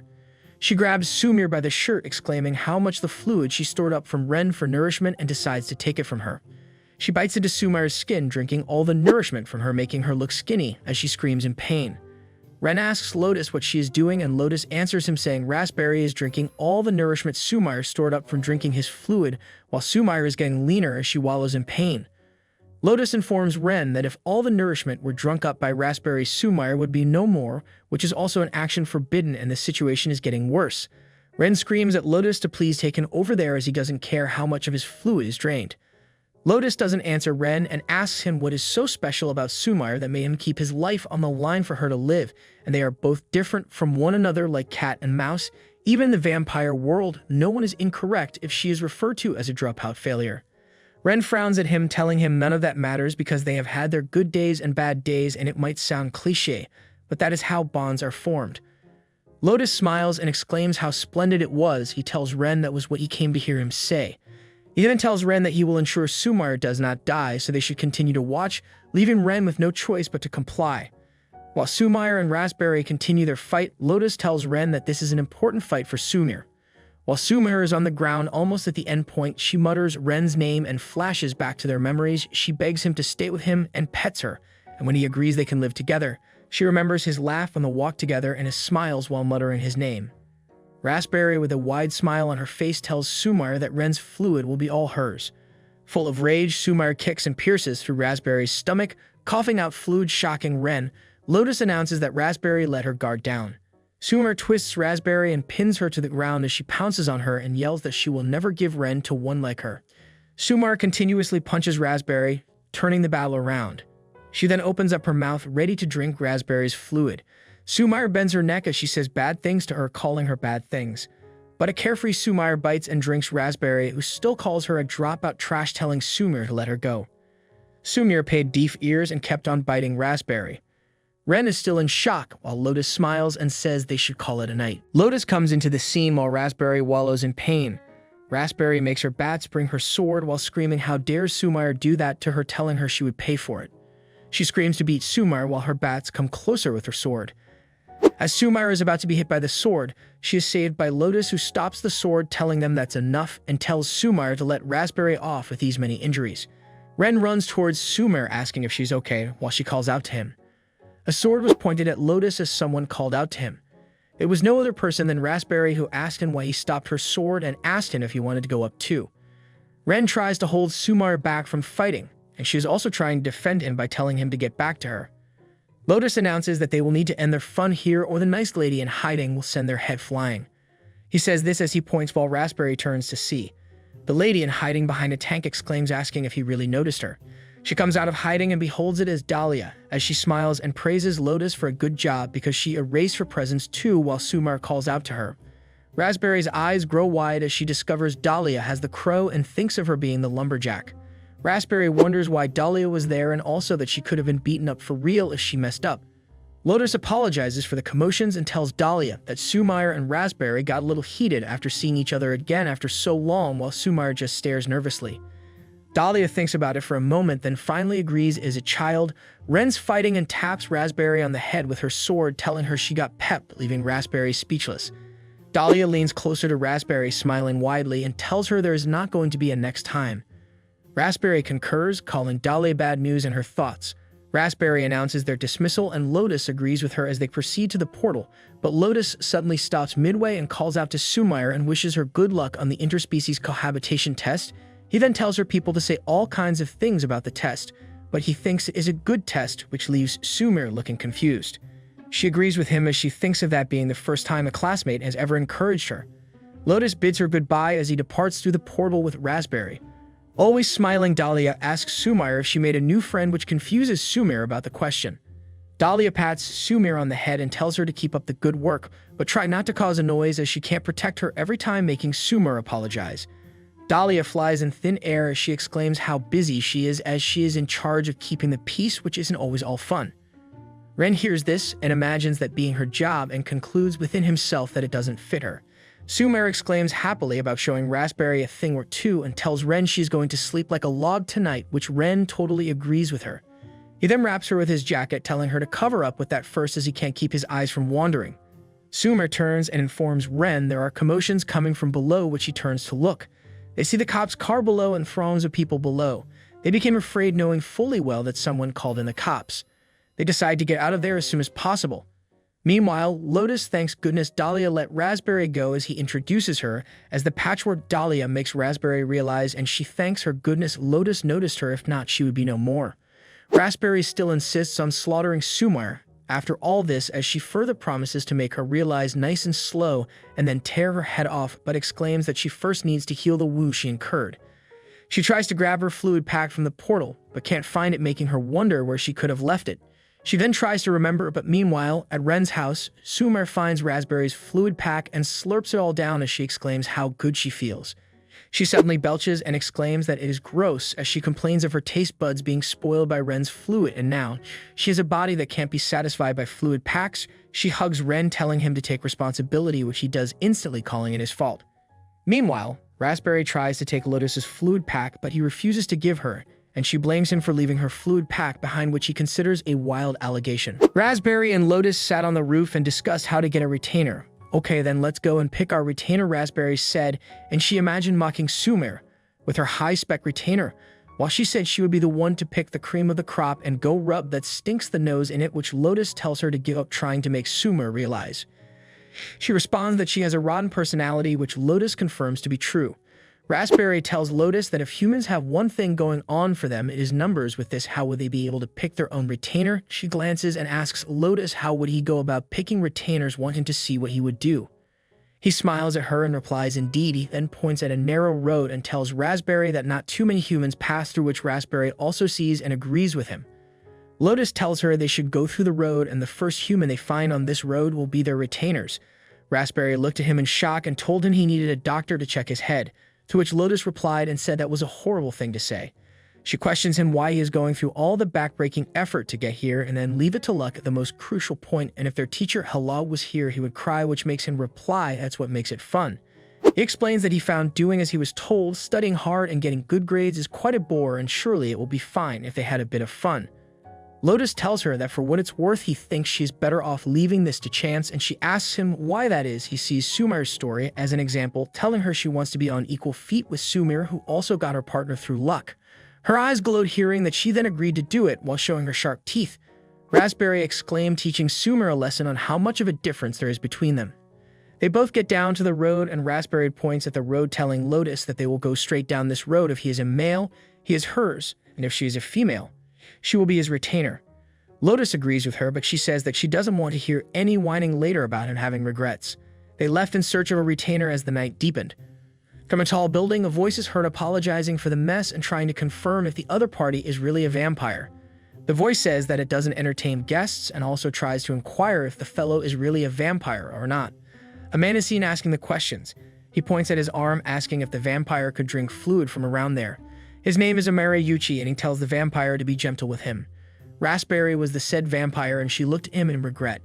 She proceeds to bite and drink his fluid while thinking her pride won't allow her to go back, as Amary groans from pain, and she tells him to stop making weird noises. Raspberry talks to herself that this is a living, breathing human whose fluid is so delicious that fluid pack ration can't even compare, and she could put up with this pairing as long as she could continue to drink it. He comments romantically that her teeth are so smooth and her lips are so soft, while she belches in satisfaction. He stares at her full of love as he sweats nervously and asks if vampires do wear some indecent outfit, while she sits comfortably and replies that she made the dress herself, which is said to have captivated the hearts of many men, and it is also based on a bunny girl motif. She explains that for vampires, the easier the outfit can draw on humans, the better. He stares at her waist side and comments is a marvelous choice. Those body lines highlighting those proportions are the best combination, and he can feel the sense of divinity from it. She replies to him, calling him a lucky man, saying there are no vampires in existence as captivating as she is. Amary happily exclaims of certainly getting to see something nice, and as a matter of fact, he has always dreamed of going to a bunny girl and seeing some bunny girls up and close and personal. However, he never had either the friends to accompany him there or the money to fund such an expedition, so in all honesty, he had all but given up on this dream of him, and now it's clear that the attractive power of the rear end of the bunny girl saved from the depth of the internet are worlds apart from the same of a bunny girl. A bored Raspberry exclaims him having such long lines. Amary agrees with her while he bends down in search of something in his wardrobe, saying if she's getting results with the bunny girl suit, then he has that. He brought out a school swimsuit, handing it over to her while she just stared at him surprised. He kneels down, telling her the image of the girls he saw at the school pool wearing their swimsuits is pictured into his mind, and he head to bows to her, telling her he would like to see the sight again. Close enough that he could reach out and touch the skin exposed wouldn't be much different from what she's wearing now. She just stares at him continuously while he turns himself upside down, begging her as this is his wish for a lifetime. She dips her hand in the portal while he looks in confusion and brings out a knife, making him confused. She opens it and he exclaims that it is so ornately decorated and calls it a bejeweled sword. He receives the sword from her happily and exclaims that he has never laid eyes on anything like this before and asks if this proof of their covenant, finally saying thank you to her. Raspberry stares at him with mean eyes and finally speaks out, saying he is an abnormal creature and he sickens her. She tells him to use that sword to hit himself and end his miserable self, making him ask if it was for beating himself, but she cuts him short by hitting on his head while he begs her and tells her if she wears it, he will lick her boot until they shine. She tells him to get away while he screams in pain from her legs on his head. He tells her it feels good while she sighs. Nights later, Kikyu visits Ren's house through the portal and greets Sumire and Ren. She tells them she's performing a health check and asks if they are both right, which they respond affirmatively. She told them meddling in their businesses is not ideal, and she'd be crossed by the higher-ups, but a little gossip will do. She tells them she heard through the grapevine that Raspberry has gotten herself a retainer close to them. Sumire was shocked and tried to reconfirm when she heard this. She becomes angry and says she is sure Raspberry is trying to get inside her skin, and one very day she will barge in uninvited. Ren is bothered about the neighborhood. If they find out who they are one way or the other, they will have to move away, while Sumire cuts in, telling him not to worry as she flashes a knife, telling him the next time she sees Raspberry she will remove her head without failing, while Ren remarks how alarming it is. She brings out a cleaver and meat mallet, saying she felt there was going to be a fight, so she prepared herself for it, while Ren exclaims that she's going all out. Sumire exclaims that Raspberry should bring it on wherever she is, while Kikyu stands there wondering if they will be alright and recalls the other student. Lotus is seen in a big dining room and exclaims that the already prepared food should do it. He walks into the portal with the food and comes out to a room and checks, but the room looks empty. He checked and found someone as he exclaimed that was where the person was hiding. He told the person they must be hungry and he brought food. He calls the person his retainer as her shadow appears, peeking at him. It was a dirty young girl with scattered hair whose stomach was growling. She looks at him hungrily with her wide eyes. She tells him she doesn't have any money while Lotus smiles, telling her there's no need to pay. She sits as she stares at the food ready to dive in. She immediately chomps on it and is wowed by the delicacy. Lotus smiles, staring at her as she munches the food. He apologized for taking her out of her house like that because there was no electricity and gas at her apartment as they were cut off, which was also unsanitary, and he promised to do something about it the next day, so she should stay in the hotel for today. He stares at her as she drinks from the cup. Her name is Kirishima Rosario and she's 9 years old. Her mother, who she lives alone, left home for weeks and hasn't returned, and with no one to rely on, she was living under a vending machine where Lotus found her. He thinks her mother might suddenly return, and there might be some risks that people around might get suspicious of him, but he has already decided she will be his retainer. She talks to her doll while he announces that he prepared a bath for her and also told her he would do her laundry so she should put her clothes in the basket. He dries her hair after bathing and tells her she looks more beautiful as she sits on the bed. He tells her she better hurry to bed as she is going to attend school the next day as he prepares her bed. He feels she is still wary of him, so he will have to break through that step by step. As she went to bed, she called out to him and told him if it was not too much trouble, she might want breakfast too, which made him smile and approve her request. She exclaims happily and informs her to turn off the lights as he bids her goodnight. Raspberry visits Lotus through the portal and Lotus is surprised to see her. They went to the roof and she asked how he was, to which he replied that he was still taking things one step at a time. She told him that taking a small child is not profitable because you can't drink her fluid until the next 6 years due to the fact that she is still a child. She continues that the cost of performance is tragic and she won't make any form of retainer for him while he just smiles speechless. Raspberry makes fun of him, telling him how sorry she is for him and he should go down on his knees and beg for her to give him a do-over. He asks her if she has heard of home gardening, which she replies is when humans grow vegetables for fun, which she approves to be correct. He explains that it is more efficient than just buying it from a nearby store, but they say the time and effort spent growing allows you to experience the new level of deliciousness. He tells her it's the same as human fluid and she might become a big deal beyond their expectations, leaving her speechless with her wide stare. He smiles, saying there is something special about her and he is beginning to enjoy it, while Raspberry replies that he is so cheery, which is totally unlike him and it is gross. She pats his back, bidding him the best of luck, which he responds by bidding her the same. Meanwhile, Rosario sleeps peacefully, dreaming of a real cake. The following morning, Kirishima had pancakes for breakfast and she exclaimed it was a real-life pancake. Lotus helped comb her hair and wore her clean clothes, which she perceived and thought of them smelling nice as it had been so long since she wore clean clothes. He told her with her hair packed up she could see her pretty self. Lotus asks her to give him her toy so he can hold onto it for her, but she ignores him and puts the doll in her school bag while he just smiles at her. In her school, one of her mates asks her if she took a bath before coming and she looks sad. Others laugh at her, but she smiles to herself. During lunch, food is being tossed and thrown at her. They say bad things to her, and she is moved to tears. At Rosario's home, she exclaims how sparkling the apartment is while he replies that he was able to finish cleaning it in time. He sees her looking around and asks if she is looking for something. She confirms she is looking for her bear Hana-chan's house, which she put there. He brings out a dollhouse and asks if that was it, which she confirms to be her doll's house and tells him she made it at school during craft time. He tells him it seemed rather important to stash it away like that, so he kept it aside. He commends it to be wonderful as he hands it to her while she requests a bath and kitchen for it too. He tells her to make use of the boxes he found while cleaning the apartment and she is wowed by the sight. Raspberry peeks at Lotus through the portal, who is helping Rosario build her doll's house. They meet on the rooftop and she tells him how disappointed she is. She says Lotus, who was the very picture of excellence at the academy, is reduced to playing house with a kid, while Lotus smiles at her speechless. As Kirishima walks into the classroom, her classmates laugh at her while she goes to take her seat at the back of the class. Lotus welcomes her from school and asks if she had fun, which she denies, and he asks if something happened. She looks down, saying everyone makes fun of her, saying she stinks. He hugs her, assuring her that she doesn't stink, while she responds that she has taken her bath lately, and they have been saying so ever before she met him. He told her they should go get a better soap that will make her smell nice, which she will like. As they walked to the store, he told her they should get some nice smelling things like shampoo and body wash and also some nice dresses. They got to the store and did their shopping. After sports activities in school, she visits the library and reads a book about Monsters Encyclopedia. At home, she asks him if he does drink fluid, which he confirms and inquires that she knows a lot. She stretches her hand to him and asks him if he is going to drink her fluid, making him thank her and tell her she is still a child and he will have some when she gets a little bigger. She asks how big she needs to be, and he replies that when she is 16 years old, she exclaims that it is still 7 years away and that if he can just drink a small amount of her fluid, she would be a bit fine. He tells her the thought alone makes him more than happy while she covers her hands up as he declines. Lotus and Raspberry meet on the roof and she tells him it would be fine if he just had a taste and about once a month wouldn't hurt her, but Lotus bluntly refuses and tells her he has to savor the time it takes to become delicious, which makes her reply that he is the perfect picture of disciple. He went back into the house to meet her to teach her how to file her nails and cut them. In school during lunch, one of her classmates wants to share his carrot and mushrooms with her, but she refuses, telling him she doesn't need it and thanks him. The rest of her classmates were surprised at her new behavior.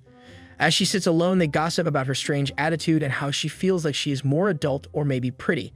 They continue gossiping about her smelling different while she thinks of Lotus and how she feels comfortable with him.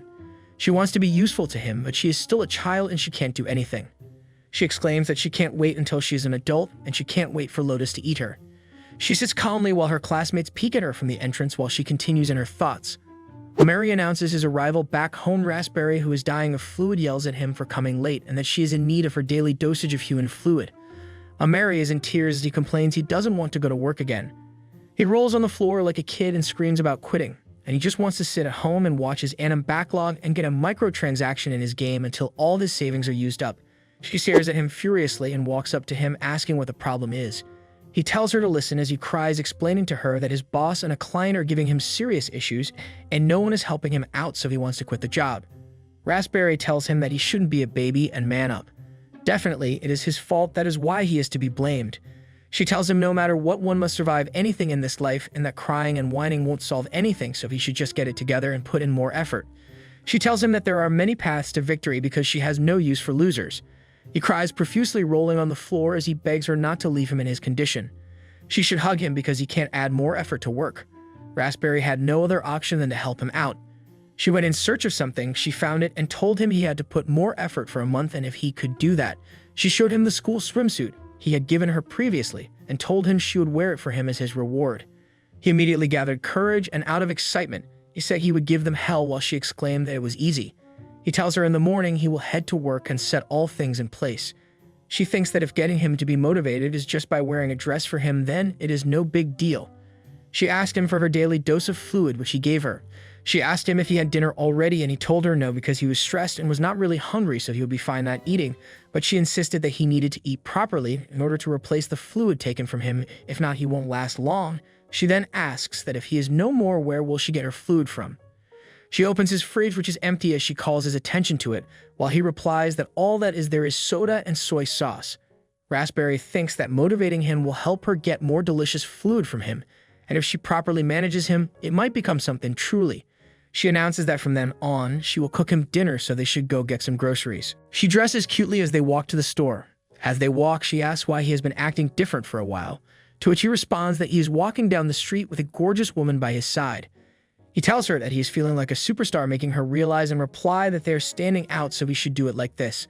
They go to the neighboring supermarket, and she tells him to get what they need at the store and go home. She tells him he is an unhealthy person, so he should eat a lot of meat because if he grows larger, his amount of fluid will grow too, but he declines, saying it is not that he doesn't like meat, but he doesn't want that much.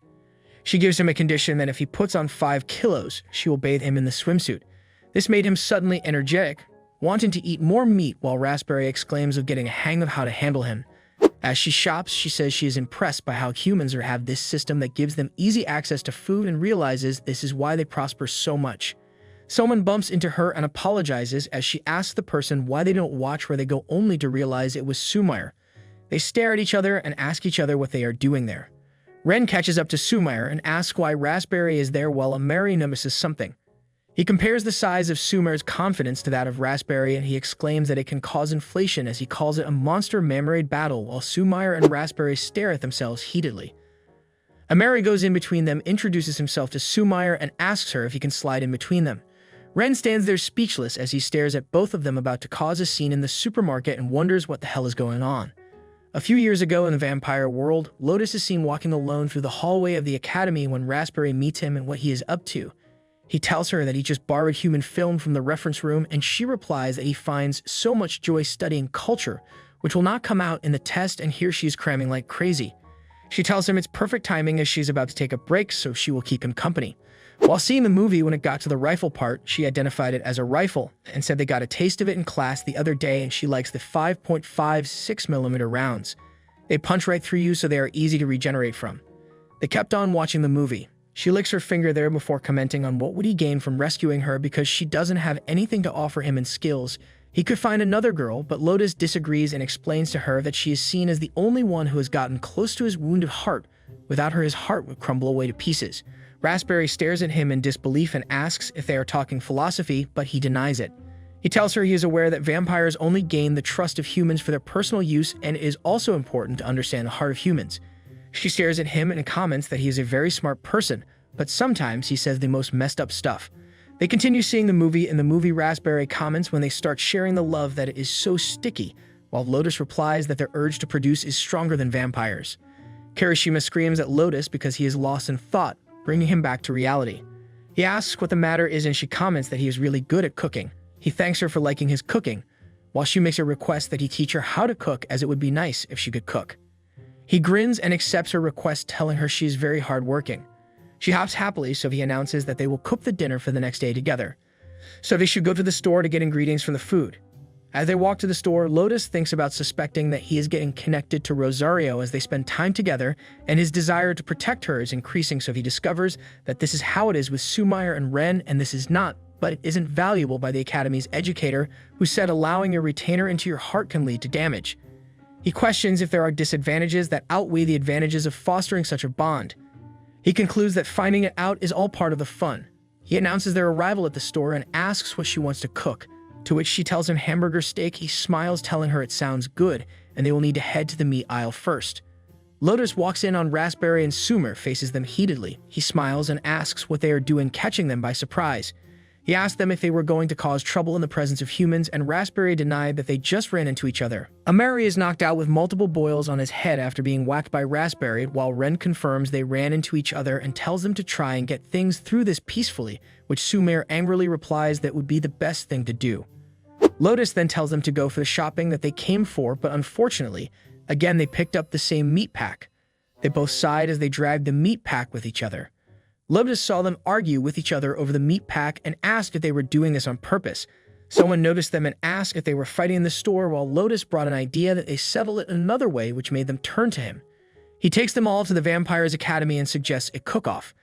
At the Academy's cooking laboratory, he tells them the theme is a hamburger steak and Rosario will be the impartial referee, and she asks if she is good enough. Both Sumire and Raspberry agree to the challenge, while Lotus whispers to Rosario that they should see if they can learn one or two from them, which she agrees to.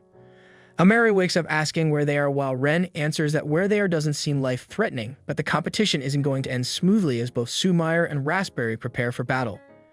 Lotus tells them the hamburger steak cook-off is about to begin, and whoever satisfies the judge Rosario will be declared the winner, while Raspberry says she is going to say bad things to Sumire and show everyone how bad she is, which makes Sumire replies for saying a woman like her has never cooked, not even outside the classroom. They both laugh at each other, and Sumire warned to make a hamburger out of Raspberry, while Lotus asked if they were actually getting along. He hit the bell, telling them to start. Raspberry grabs her ingredients as she warns them to crush Sumire, making Ren shocked and commenting she is cooking like a professional. She asks Amary if that's how she cooks, but he replies that he hasn't had the chance to have her cook for him yet, which Ren apologizes for. One of Raspberry's specialties is cooking, and she is very good at it, and her skills are so great that she matches Lotus. Sumire stares at Raspberry and says she has improved and is better than ever. Sumire recalls the kind of hell Raspberry put her through and remembers her being in trouble like yesterday. She makes up her mind to win the cooking competition no matter what and says bad things to her in front of everyone. She looks determined. Kirishima salivates and talks to her doll about what kind of hamburger the two ladies are going to make, as she can't wait. Sumire mixes the steaks. When she looks at Raspberry, which is almost done, she feels pain but focuses back on doing her best. Raspberry slams the hamburger steak in front of Rosario, announcing that she's done. Rosario sees the steak and says it looks delicious. Amary and Ren are amazed at the level of perfection the steak came out with, and Amary said it looks like what they sell at the restaurant. Raspberry pushes some of the steak into Rosario's mouth, telling her to eat up. When Rosario catches her breath, she comments saying it melted away in her mouth, the meat and the sauce combined together, making it yummy. Raspberry proudly exclaims that it is yummy, while nervous Ren thinks it will be hard for Sumire to beat. Sumire apologizes for keeping them waiting, while Raspberry asks if she is really done. She tells her this is the best way to make fun of the total garbage Sumire worked hard to make only for, or to look back and is surprised. Sumire cooked the steak in a grand style and said she was proud of it. Ren is shocked and exclaims that she cooked a kid's meal. Sumire proceeds to add a flag with a doll face on the food, announcing the food comes with a flag, while Raspberry thinks of what purpose the flag serves in the food. Sumire recalls and explains she used a children's menu reference she saw at the restaurant when she and Ren went there in order to study human society, and Ren confirms her claim to be true. Sumire finally adds that her meal comes with her own handmade toy, while Ren replies that her level of reproducibility is really something. Raspberry comments that it is like a curveball that is covered with patches of low quality. When Rosario sees the hamburger, her eyes widen as she remembers when she was in her first grade, when her mother was so happy and she took her to a restaurant to eat hamburger steak. She quickly ate it all up because it was delicious, which was the first and the last time she ate a hamburger at a restaurant, and this hamburger Sumire made looks just like that. She prepares to taste the steak, and when she takes a bite, she thinks of it being tough, but the more she chews, the yummier it gets, and it is the same flavor from her memory. She points at Sumire's steak, saying she likes her hamburger steak best. Sumire was overjoyed as she jumped in excitement, while Raspberry was shocked and became angry. Lotus stares in disbelief while he thinks that Raspberry outclassed Sumire every step away in terms of sheer ability, but Sumire was focused on who was going to eat the food which made her prevail, although a large part of it might have been dumb luck. Raspberry screams at Rosario asking what part of Sumire's steak was any good, and there isn't a single shred of artistry in the whole thing. Unknown to them, Yahello was watching everything above the building. He just stared speechless at them unnoticed. Raspberry is very furious at how she lost to Sumire. She exclaims that she will not be a part of the farce anymore, and she storms out angrily. Rosario feels sad that Raspberry left while Lotus calms her that everything is alright. Sumire smiles and asks if she is finally the winner, to which Ren replies that it was a naturally enticing low-angle shot. Raspberry exclaimed what the hell that was as she felt very terrible not noticing Lotus's presence behind her. Lotus thinks of Raspberry being bent out of shape and he will have to keep her company until she is feeling better. He stops midway and looks back when he hears Amary call out to Rosario. Amary points at Raspberry's steak, telling Rosario he is feeling hungry and asks if he can have Raspberry's hamburger steak, which he gives him the go-ahead to take as she just ate her full. Amary takes the steak and dashes past Lotus to meet Raspberry where she is. He tells an irritated Raspberry he got the hamburger steak she made while she replies that he should throw it away because it is worthless. He ignores her and sits beside her eating the steak, exclaiming it is yummy, while she angrily asks if he can hear her at all. He tells her that if he was the judge, she would have won for sure, while she replies that he is her retainer, which would hardly be fair. Raspberry is still angry, but she admits that the contest was fair and Sumire had the chance of winning a single grain of sand, but still went ahead and pulled it off, which is what really infuriates her. Amary tells her that in life she can't win them all, making her scream at him that she doesn't want his platitude. She explains to him that the vampire world is very quick to separate those with ability from those without ability, and the losers are sent to the dust box. She explains that only the survivors will be allowed to pass their genes and leave proof of their existence to later generations. She tells him that is why vampires of recent years are all accomplished and beautiful men and women, while Amary thinks she is talking about herself. She explains that she is not a natural super genius like Lotus is, and in other to be the best, she had to work herself to the bone, and so even if they were just competing for fun, she can never come second to some runaway loser, and she has to prove that all her efforts were not in vain and claim victory. Amary thinks for some moments and finally tells Raspberry that how Sumire did it might have been different, but he thinks she worked hard to beat her, making Raspberry's eyes widen in realization as she remembers the time she said bad things to Sumire, telling her a worthless good-for-nothing like her is destined for the dust box, and if she doesn't want to end up there, she should show herself in front of a human and beg them to put her to good use, which Sumire answers her bitterly to do as she has said. Raspberry kicks her again, asking her where her pride as a vampire is, telling her to pull it off if she can. She comes out of her thoughts and says she will let Sumire have this victory just today, but she will never lose again. Lotus watches Raspberry and Amary from a distance, and he finally smiles, but he is called out to by his teacher, Yahello. Lotus asks his teacher what he owes the pleasure, to which his teacher asks if he has forgotten the basic rules of not allowing humans into their hearts. He condemns Lotus for selecting a baffling retainer and tells him not to give her any special training and even allow her to go blithely about her daily life. Rosario hears this but doesn't understand any of it. Yahello tells Lotus that no matter the result he hopes to gain, his recent action is a step too far. He tells Lotus he has witnessed those who open their hearts to humans become twisted and insane. He finally tells him not to allow himself to become complacent, and that he should also tell Raspberry the same, which Lotus agrees respectfully. Rosario asks Lotus what is happening, but he replies that it is nothing for her to worry about while Sumire serves Ren mountain piles of hamburger steaks as Lotus and Rosario prepare to go home. The following day, Rosario calls Lotus. He answers asking what she wants, but she looks sad, fidgets, and stammers. She finally tells him it is nothing and she is off to school, while he tells her to have a nice day. After she leaves, he notices the garbage can. He looks in the trash, noticing the unusual paper there, and takes it out. He checks it out. He discovers it is a parent-teacher conference held after 1:50 p.m. She looks outside to the shining sun through the curtains as he stands in the room. Lotus is seen teaching Rosario a circle problem whose centers are lined up together. As he explains further about how to solve the problem, she cuts him short, telling him the final answer to the summation, which he approves to be correct, and claps for her, telling her she is now caught up with all her classes.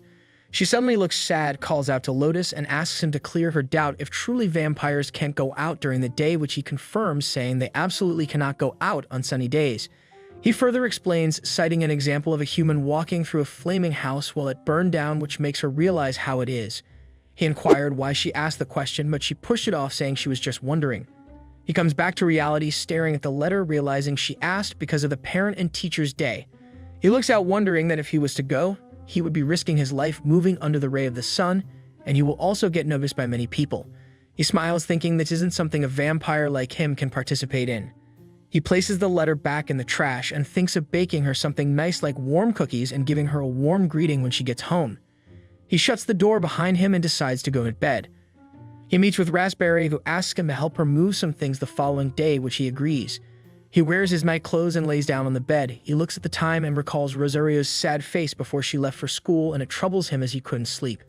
Meanwhile, at Rosario's school, she sits lonely as people chat about all sorts of things. She looks sad and thinks of not liking parent-teacher day as her mom never attended for once. She looks at the parents and thinks of the students being nervous having their parents watch them, which wasn't the same for her. As she bows her head on the table unhappily, someone yells, asking whose dad that is. As she looks unhappy, they chatter about the man being too young for a dad and ask if he is a foreigner or if he is related to Kirishima, also known as Rosario. She looked up with a sad face as they chattered that her mom was a foreigner, so maybe one of her relatives came, making her think of not knowing any of her relatives and that they are just saying whatever comes into their heads. Loris eventually shows up in front of Rosario's class with other parents. She was surprised to see him when the teacher announced the class was starting, telling them she knew they were excited their parents were here to visit, but they should all focus. Rosario becomes freaked out, wondering why Lotus is here, and recalls not telling him about it. She eventually smiles widely while Lotus smiles back at her, but deep down within him, he doesn't feel good. He feels wretched, like his body is going to crumble away. He recalls being able to get here by avoiding direct sunlight, but the reflected light still drains his stamina, and he is continuously regenerating using the fluid bag he got ready beforehand, but he really can't keep up. People whisper about him as he decides not to let the pain show and blend in with the humans. Unfortunately for him, the curtains of the school window open, making rays of sunshine into the classroom, attracting him and giving him bruises. He sweats profusely as he tries to hide his bruises, while Rosario becomes nervous too, like other students. The teacher draws the problem of circles on the board, asking who can solve it. Rosario looks at it and recalls it to be the exact problem Lotus taught her how to do. Every other student raises their hand, showing that they could solve the problem except Rosario. She looks at them unhappy that they want to show their parents what they can do. She gradually lifts her hands too, deciding to also show Lotus what she can do. She raises her hands too in order to attempt the question, making Lotus, who is in pain, look in her direction. He then smiles at Rosario amidst his pains. After the school bell rings, Lotus is nowhere to be found. Someone asks where Rosario's relative went, while another person asks if they can perceive something burning. Raspberry wakes up from her sleep while Lotus apologizes for waking her, making her surprised to see him. She looks at him with disbelief. Lotus is in very bad shape as he tells her his eyes are burned out so he can't see where he is going, and asks if she has an extra fluid bag at hand.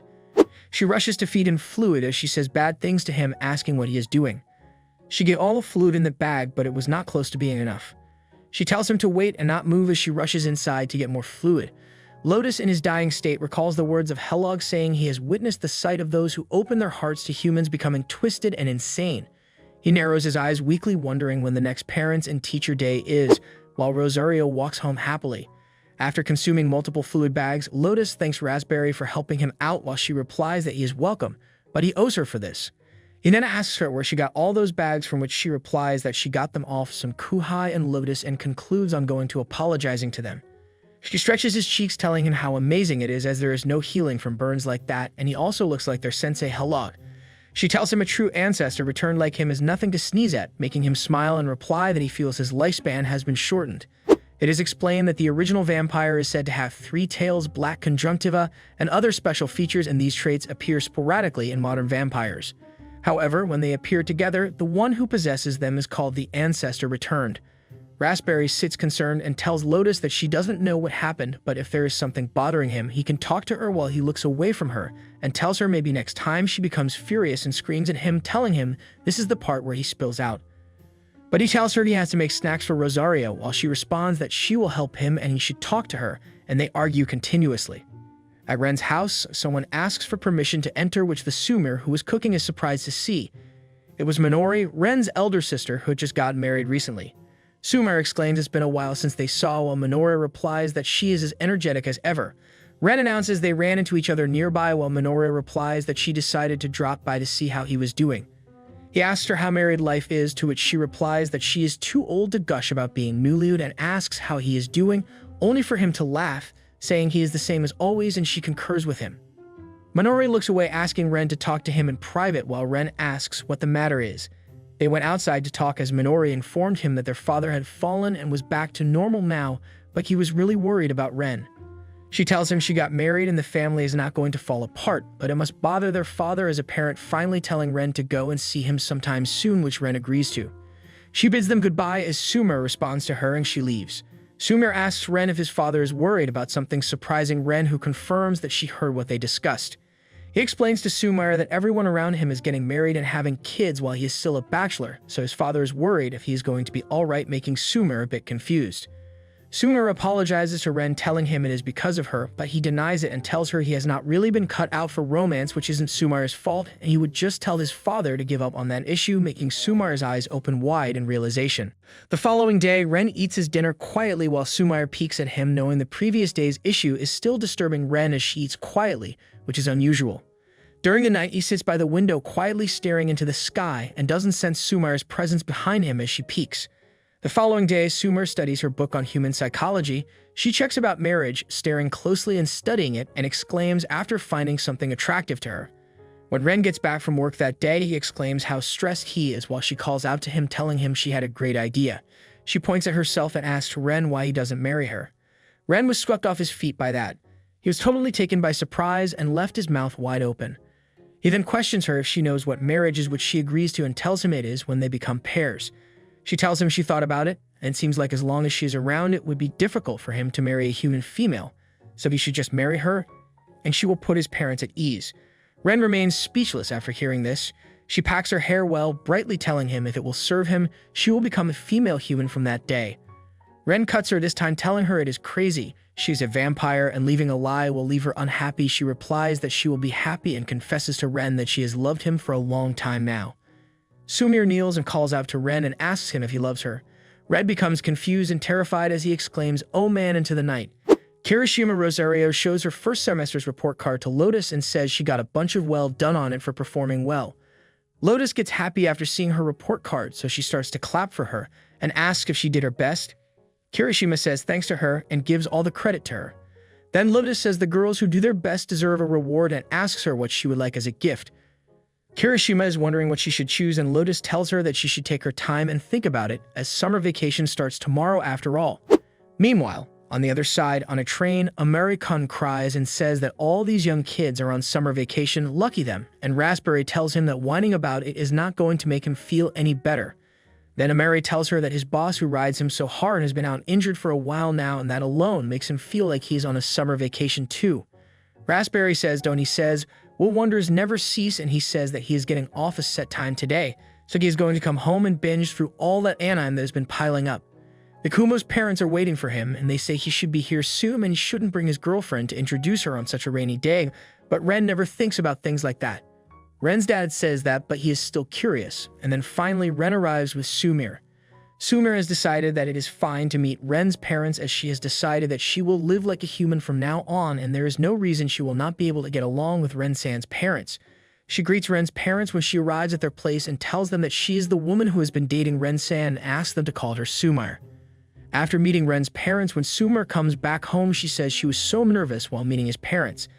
Then she asked Ren if she properly came across as a human female, and Ren tells her that she was perfect. Sumire gives it her all to hold a conversation, and Ren says to her that his parents said she's a nice and energetic girl. After listening to this, Sumire takes a breath of relief. Ren says it has been a while since he last saw his parents, so it was a relief for him too, as he is feeling refreshed right now. Ren smiles and Sumire gets shocked that he finally smiled and says all that hard work had a point after all.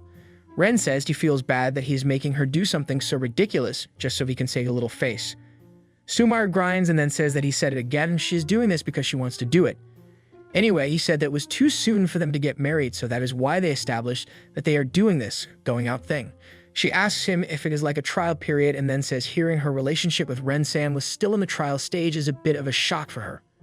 Ren mentions it was out of the blue and his parents would have been surprised too, and she thinks that there wasn't any getting around then.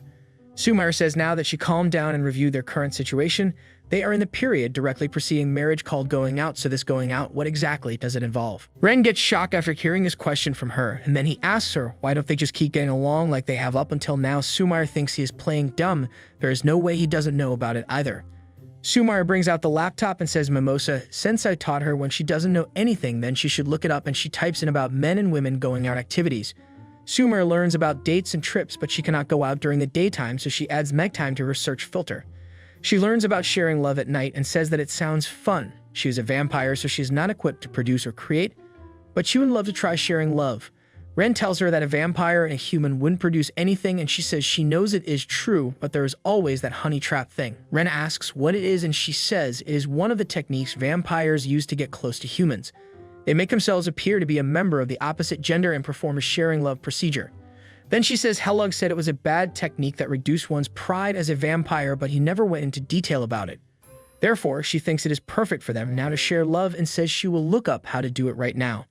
She keeps looking for the procedure, and Ren tells her to wait and let's take things one step at a time. Both of them decide how to start the first step, and Sumire says going out is surely hard, so they should think of something. In the dust box, in her sublevels, Raspberry says that they got orders to go and get another human. Raspberry says those people don't know how to do it, and they say they drink, they dry. She says she cannot really help what kids do, and they decide to get over this quickly. The last human had some interesting stuff on them. Ren tells Sumire about a farewell party at one of his senpai, who helped him out when he started being transferred, and she says he was talking about this before a drinking party. She says that she understands, but he has to understand that he cannot eat any foods with garlic in them, and Ren says he knows about it. Ren-san goes out to meet his friend, and Sumire is home alone, and she keeps waiting for him. While staying up and waiting for Ren, she says it is so lonely on days when Ren-san stays out late, and she guesses he is also going to eat out. After waiting for a while, she gets the scent of Ren-san, so she runs towards the door because she thinks he is coming. When she opens the door, she is in shock because two guys are carrying Ren-san back home. Thus, she asks, what is all this? And the guys tell her they kept giving him a wild number of drinks because it was their last time together, and Sumire says sorry to them because they have to go out of their way. Both of the Kuhai take the leave, and Sumire bids them a nice night. While walking in the corridor, Kuhai discusses that Ren has a girlfriend and they didn't know about it. They think she is really cute too, and they think Ren and Sumire are really close too. Meanwhile, Sumire is trying to wake Ren up, and she keeps trying, but he is not in his consciousness, so he keeps saying no abnormalities here. Sumire replies that it doesn't seem like he is, and asks if he is this zoned out, then there is nothing to do but put him to his bed. However, before that, he has to brush his teeth because she is a vampire and teeth are their life, so they are absolutely very serious about brushing their teeth. She lays him on her lap and tells Ren to open his mouth so she can brush, but she cannot see his face because of the big confidence she has. While brushing his teeth, she says this is very hard and then tells him to spit it out because she is done brushing. She puts some water in, but Ren gulps all the water, and she says that it counts as hydrating themselves. She then drags him to his bed and puts him on his bed, but then she remembers she hasn't had her dinner, the fluid drinking yet. She goes inside the bedsheet and opens Ren's shirt to drink some fluid, but Ren changes his side and she is stuck between his arms. Ren then says thanks to her while sleeping, and she falls in love with him even more. The next morning, Ren opens his eyes and asks when he even gets home and says everything is spinning. He must be zoned out. He gets up and bids good morning to Sumire and asks why is she all the way in that corner all alone. Ren then realizes that his clothes are all torn up and they are covered in fluid. Just as human love lies closer to sharing, vampire love lies closer to hunger, and when emotions run high, and there are cases where hunger is no longer able to be suppressed. Sumire thinks she is hurting Ren really badly, and she absolutely cannot tell him about that while Ren is thinking if he did something to her. Amary-kun shows his sales result to Raspberry excitedly, that he is in the number 2 position in their sales team, but Raspberry calls him a loser and says he should get excited when he becomes number 1. Amary gets disappointed and he asks her not to say that and says what he is getting at is, he was thinking maybe he has just earned a reward. Raspberry says this is wrong and she supposes that he has been working hard without any reward, and she says it might be about time to give him a little something. Amara gets excited after hearing this and he takes out an outfit from his closet, saying he wants her to wear this. Raspberry asks him if this is all he ever asked for and asks if she's going to dress up like a doll now. She says it is not a big deal as long as it motivates him, and Amary finally finds the outfit for her to wear. Raspberry wears the outfit and says this is just plain old lady's loungewear. She asks him if he really wants this as a reward, and Amary says she doesn't get it at all. A girl wearing loungewear is a flawless sight that every man loves, and even so, only a handful are lucky enough to ever be able to worship it. It's about to make that a reality and is going to cross this bad boy off his bucket list. Raspberry asks him if he doesn't feel ashamed at all to ask that, and he says that gaze is also wonderful. Raspberry mentions he is hopeless, and then he says while wearing that he would love if she could sit here and asks to let him use her lap as a pillow and pat his head. While he puts his head on her lap, he says this might be doing something for him too, and she tells him to stop saying things like that and give her some fluid. Then she thinks he still seems to be making good progress at work. If he climbed up to second from the top with a little help, she can make him number one. The next night, Raspberry says Amary's office is on this floor and finally finds him in the office. She goes near him to appreciate his effort because it is Friday and he is still working hard over here. Then she sees the top-ranked co-worker on Amary's team, Igarashi Luke. She thinks if she removes him from the list, then Amary will move up to first place. Igarashi goes near his co-worker to ask if he needs his help, and his co-worker tells him that he is nowhere close to being finished with the presentation documents. Raspberry thinks he is showing his hand to higher-ranked opponent, and he is giving him all he can to spy things, which is why Amary is stuck in second place. Igarashi completes the work quickly, and Amary asks if he has done that quickly, and then checks the work. Amary sees that Igarashi even worked too well, and Igarashi says he just used the template he got from one of their senpad, while Raspberry has stepped away from the computer. She says if he shows even a moment of weakness to a vampire, it is all over for him. She makes a plan to send dirty little details of the transaction he is undertaking with this client to the wrong client, and by doing this, she will be able to completely vanish the trust that people have in him.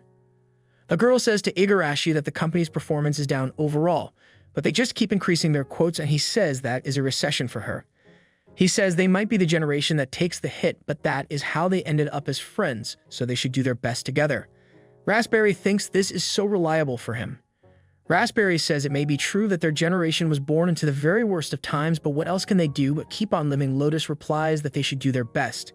The girl in the office shows Igarashi the work she has done, and he says she did nice work and then asks her if she wants to grab a drink with him. Raspberry replies that she has to go home because someone is waiting for her, and then receives a message from Raspberry that she has a thing to take care of, so she will not be able to come home tonight. Then the girl says to Igarashi that they can go to grab a drink now.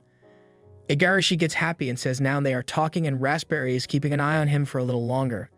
Lotus then appears and asks Raspberry what is she doing in a place like this, and asks if she is having a fluid pack tonight. Raspberry says sometimes she feels like drinking some fluid. Then Lotus says she is not the kind of girl who ever feels like that, and Raspberry tells her to shut up. Sumire is sitting at a table thinking about something. After thinking for a bit, she slams on the table and gets up. Then she looks for something in the laundry basket but can't find anything that she is looking for, so she opens the fridge, takes out the milk, and places it next to Ren's shirt. She sniffs his shirt, gulps the milk, and sniffs again. She keeps doing this and then slams the milk pack on the table in anger. Ever since the previous incident where she went out of control, her appetite continued to grow. Every day, she suppressed her hunger by sniffing a shirt with Ren's scent on it and drinking milk, which was of a similar consistency to fluid.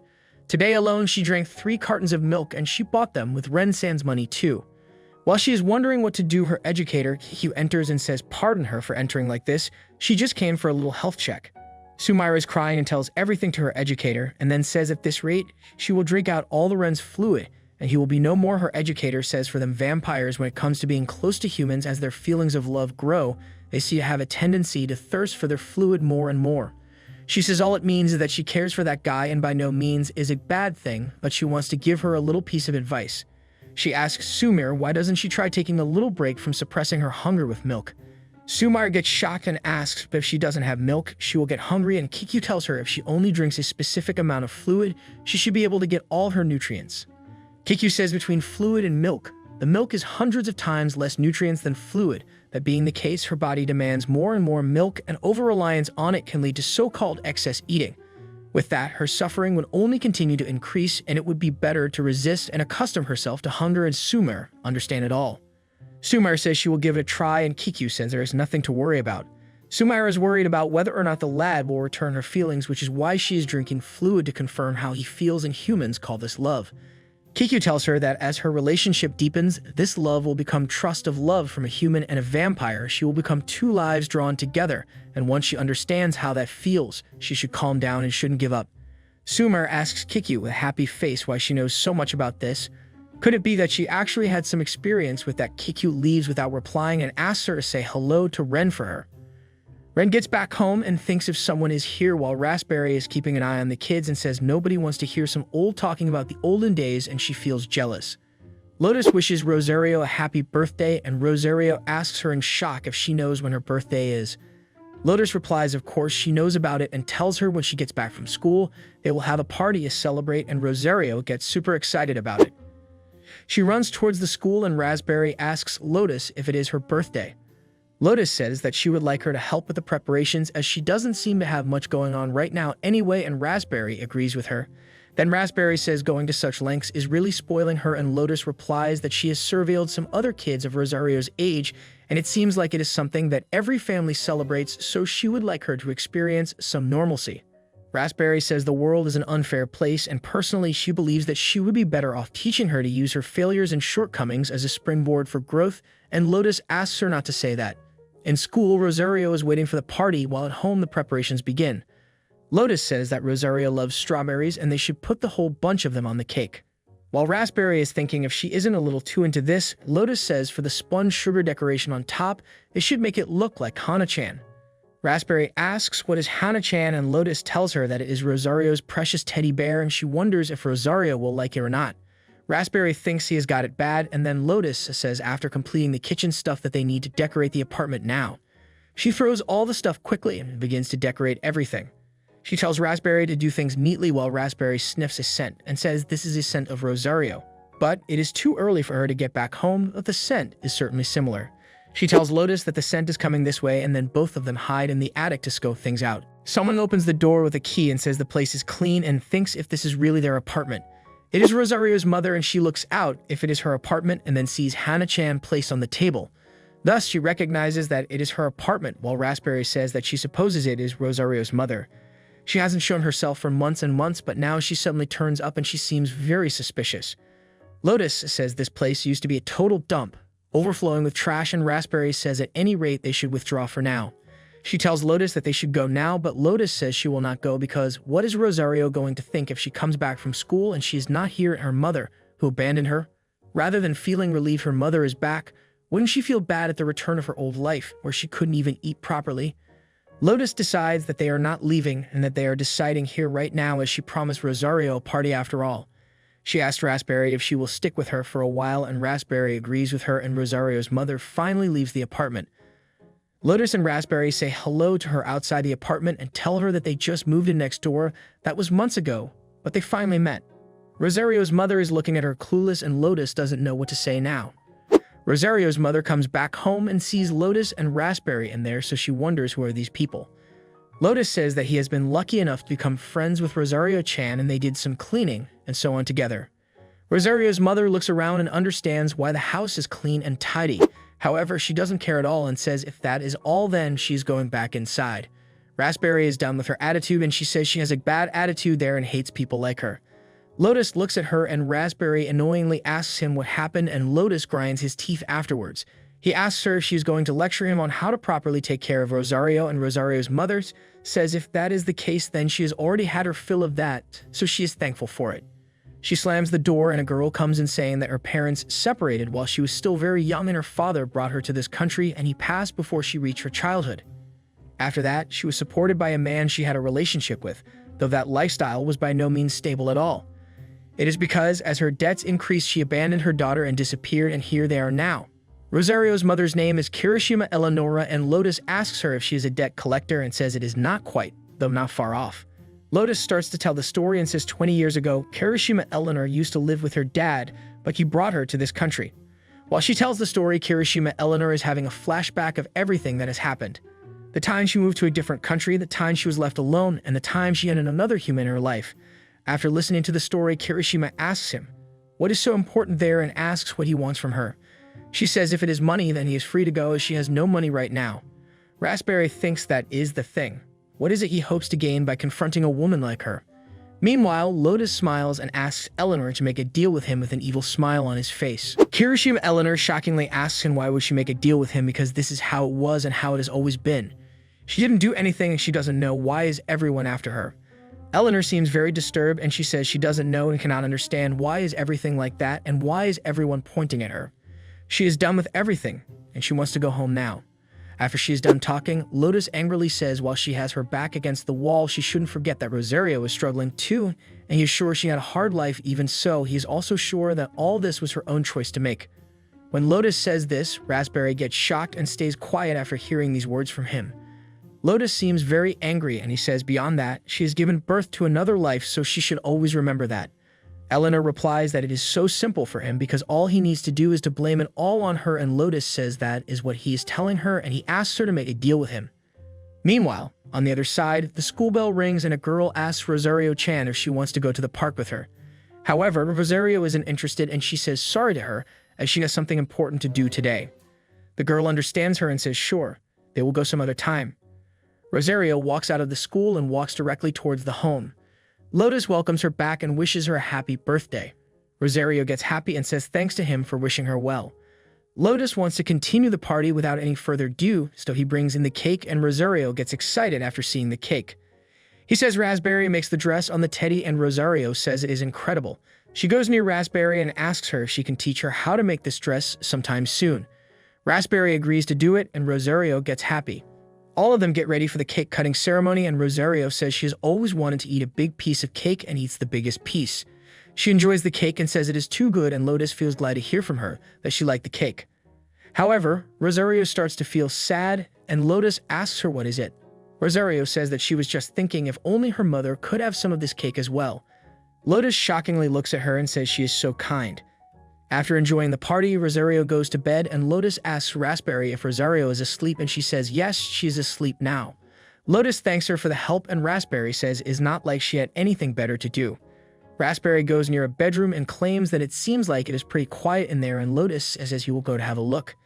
He opens the door and asks Eleanor if she can process the situation a little. She says they are vampires and she doesn't like it but she understands it. Lotus brings the remaining cake for her and says they should discuss the deal as they do not have time and Eleanor understands the task. Sumire is staring at Ren while he is sleeping and she wonders what kind of dream he is having while he is having a loving dream in which he is trying to share his love with Sumire. Lotus explains to Eleanor that the terms of the deal are exceedingly simple. He will provide her with suitable living conditions and in return, she will provide him with an appropriate amount of fluid. He says Rosario will stay with him and regarding the fluid that she should be providing, he will have her shoulder that burden and provide roughly 1.5 people's share of fluid. He tells her to think of it as fulfilling parental rules. While eating the cake, Eleanor says it is not like she can get away from him anyway, and she agrees with it. Lotus thinks as things stand now, she can't feel sorry, and it will take some time for him to turn this situation around. Lotus gets up and says that they should go back to their work, and Eleanor asks him where is he taking her this time. Lotus asks her if she doesn't want to go back home, back to her hometown, and Eleanor asks her if she has to go right now. He takes her out and says she used to live up there about halfway up that mountain, and it seems like no one lives there now, so let them proceed to the town at the foot of the mountains. Eleanor couldn't believe that they crossed the ocean in an instant, but she knew the dry air and the nostalgic scent of this soil. Both of them finally reach the town and Eleanor tells Lotus that they used to come to this restaurant all the time and she guessed it still hasn't gone out of business. Lotus says since they are there, they should go in and have something to eat.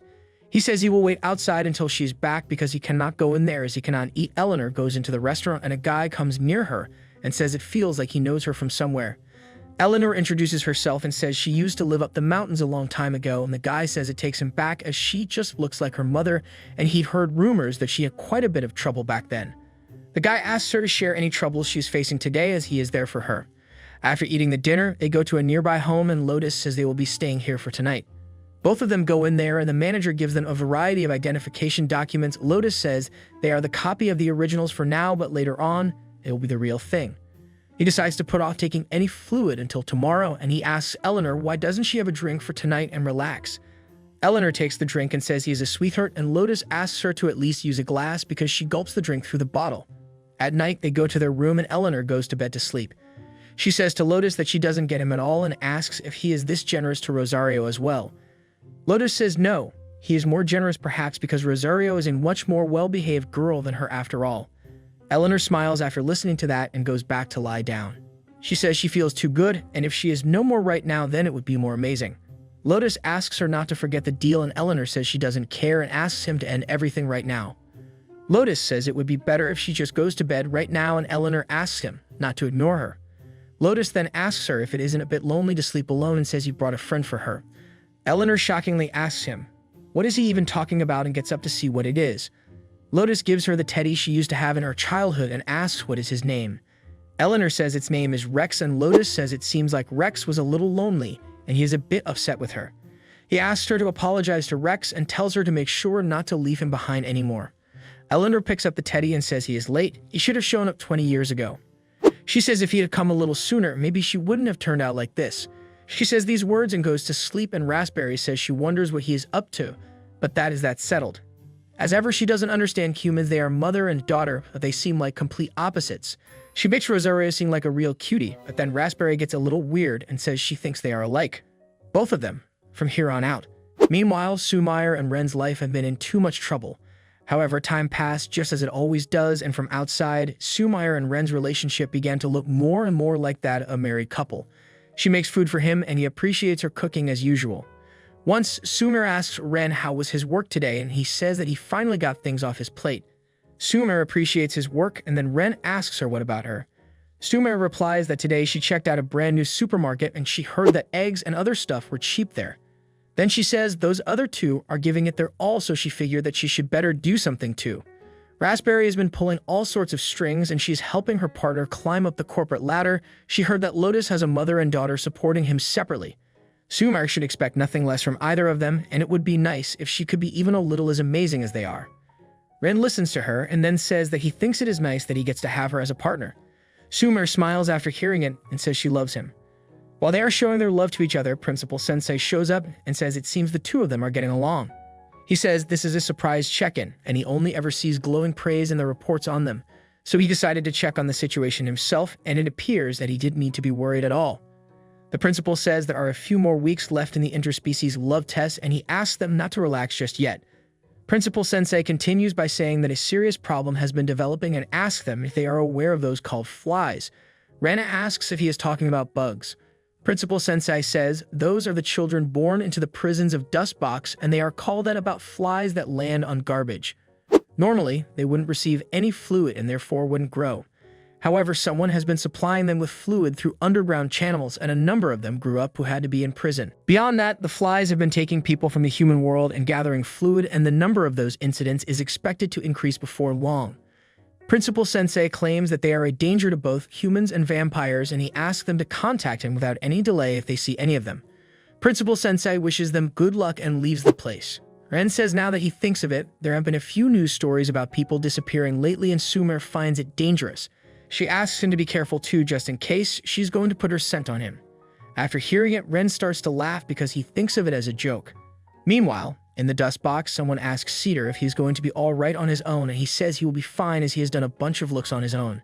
He claims that he is already fully grown, so there's no need to worry. Cedar says this to his partner Azalea, who seems worried about him. Cedar then asks her to drink enough, both for herself and the one who's going to come into this world. Azalea cannot understand him because he started to act manly all of a sudden. She then shows love to him and asks him to come back soon, and Cedar asks her to leave it to him as he can handle it on his own. He says he is going to bring a big one, and Azalea asks him to come back right away if he runs into any trouble, and Cedar understands the task given to him by his loved one. On a silent night, two vampires are talking about Sumire's interspecies cohabitation test, which should be coming to an end fairly soon. Raspberry is reminded about it, to which she asks if Sumire was working on it. Lotus says that most of their kuhai are already done for. Based on the results of Sumire's test, the vampire world will have no choice but to undergo reforms. He bets that the academy will be drastically simplified. A lot of things are likely to be turned on their heads. Raspberry adds that some would say reforms, but others would call it collapse. She wonders what all of their fluids were soaked hard for in the end. Lotus assures her that all the power she gained from her hard won't go to waste, but Raspberry says that the value of all her hard work has diminished. Lotus asks Raspberry, let's say that these reforms go through, would she like to partner up and do something with him? Raspberry asks what is he up to, but Lotus clarifies that he hasn't decided yet. Raspberry is surprised to see Lotus doing things without planning them out first. Lotus smiles and says it seems to be more fun this way. They are comrades who walked a long and painful path together and ask Raspberry to spend a little more time with him. Raspberry thinks a little and says she would not mind spending time with Lotus. They are still alive, so they should enjoy it. Just then, Lotus checks his watch and realizes he is getting late. With that, he left as Eleanor is a moody and a big drinker. Getting fluids from her can be a bit of a pain. The two bid farewell to each other and Lotus leaves to see Eleonora while Raspberry sits there wondering. Raspberry wonders why she said that they are still alive so they have to enjoy it. If she looks back on it now, all she recalls of those days is that anxious feeling of being on the edge of collapsing from the pressure, seeing classmates after classmates flunking out. It comforted her because she was still right at the time. She believed that as long as she was on top of the rankings, she was getting closer to true happiness. But after coming to the human world, the things she has seen tell a completely different story. She has seen a whiner who complains at the drop of a hat, a girl whose living conditions were the lowest of the low, a fool who shelters bumblers based solely on emotions. Every single one of these failures seemed to be smiling and having fun more than her. She has a flashback of Lotus asking her if she would like to partner up if the reforms go through. This makes her wonder if it would be actually fun. If all the rules of the vampire world were smashed to bits, she smiles saying that wouldn't be so bad. Just then, she senses something and takes a sniff. Shocked, she turns around to check on her surroundings. Just now, she smelled a vampire, but it wasn't an ordinary scent. It was more barbaric. She takes out her sword to protect herself in case something goes wrong. On the other hand, Sumire lets Ren know that they are out of garbage bags. Ren suggests heading out and buying some garbage bags. With that, the two go out for a walk. Sumire apologizes to Ren for driving him out after a long working day. But Ren says it is a nice change of pace. Sumire says that the two going shopping late at night reminds her of the first time she met him. Back then, she lied to the cashier and told her that she was his lover. But now, she would say that she is his wife. Ren laughs saying that happened. Sumire is happy as they are going to be together from now on. Just then, Sumire also takes a sniff and realizes something. Ren asks what is it, to which Sumire says she was getting a weird vampire smell from the park nearby. Confused, Ren asks what that was supposed to mean. As the two are talking, Raspberry comes out of nowhere, surprising Sumire. She asks Raspberry if she is following the scent too. Raspberry agrees, saying she was just checking it out. Just then, something moves in the park, making Ren let the vampires know that there actually is something there in the park. A black aura forms, letting the trio know that something is wrong. Meanwhile, it turns out that the one who pursues those who disrupt order, the lumberjack Dahlia, has arrived with a small fly near her. The fly asks Dahlia to find them and eliminate them, but Dahlia laughs and reminds the fly that he started it all. The fly says that she has got that nose. He wants her help on this. Dahlia agrees, and with that, the fly flaps away to start their mission. On the other hand, Sumire, Ren, and Raspberry check out the bushes in the park. They carefully come closer to the bushes to find a vampire boy's body who is severely injured. Raspberry takes a closer look at the boy, while Ren says in human terms, the boy looks like he's in a middle school age, which is the same age Sumire was when he found her. But Raspberry doesn't remember any classmates who look like the boy in front of them. She also finds his clothes a little strange. On top of that, she says that there is no way a vampire would get such deep wounds while competing with a human. Upon closer examination, Raspberry says that the wounds look like the marks of the lumberjack's cross saws. She remembers the sensei talking about the population of flies rapidly rising. To think that they share the name vampire with those such as they, who know nothing of the rule of order, makes him shudder. Raspberry points her sword at the boy, shocking Ren and Sumire. She says that the boy is a fly. They will hold him here and turn him over to the lumberjacks. Ren remembers the principal talking about flies. Sumire reminds Raspberry that the boy is just a kid. Raspberry says she can see that too.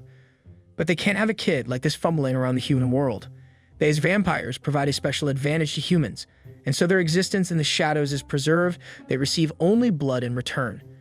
But these flies only put human lives in danger. If they cause a public uproar, the vampires will be the only ones who will suffer.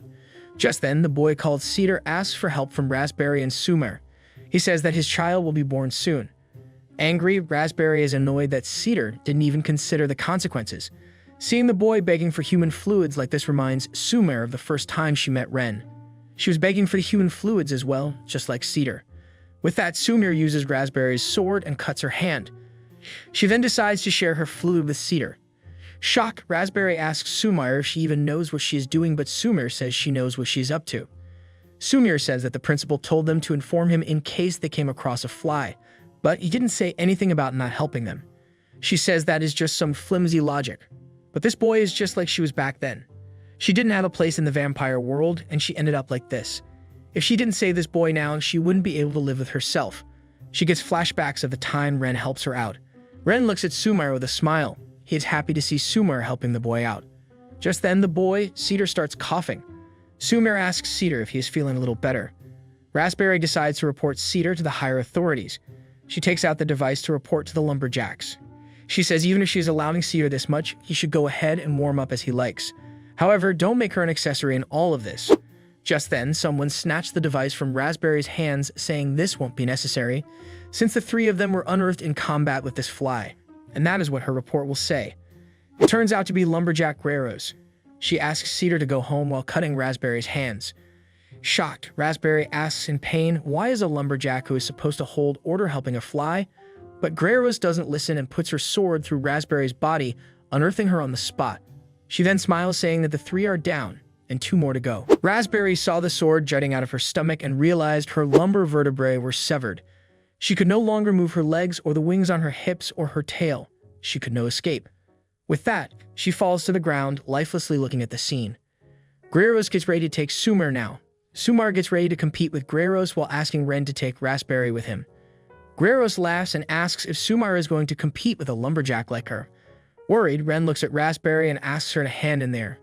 Sumire looks at the situation and realizes that there is no way she will win against a lumberjack. Guerreros will unearth her instantly. Just when Guerreros is about to give her all to unearth Sumire, Cedar comes in between them. He asks Guerreros to stop and lets her know that Sumire helped him out. He begs Guerreros to let Sumire go, but Guerreros laughs, saying Cedar is a nice guy. He is so young, but still a hard worker. He cherishes his wife, Azalea. He would be a fine man if only he could get his head around the big picture. Guerreros points at Sumire, stating she's a vampire who is against the current establishment. For them on the side of the rising power, Sumire is their enemy. She laughs and says that there is nothing wrong with reducing the number of enemies on their way. But Cedar says that unearthing Sumire is a little extreme. Guerreros says that Cedar has a very kind heart when just a few minutes ago its head was on the chopping block. It is only because of her intervention that it is even still on his shoulders. She asks Cedar to understand this. She then looks at the device of Raspberry as it is beeping for an emergency lumberjack alert that is coming from here. She looks at Raspberry, realizing that she has already informed the higher authorities about the situation. Annoyed, Guerreros says she should have separated Raspberry's head instead. Just then, Dahlia comes into the scene as well. She says she is 10 seconds away. Guerreros laughs, saying the last thing she needs is to get spotted in a place like this. Looks like they are all coming with her.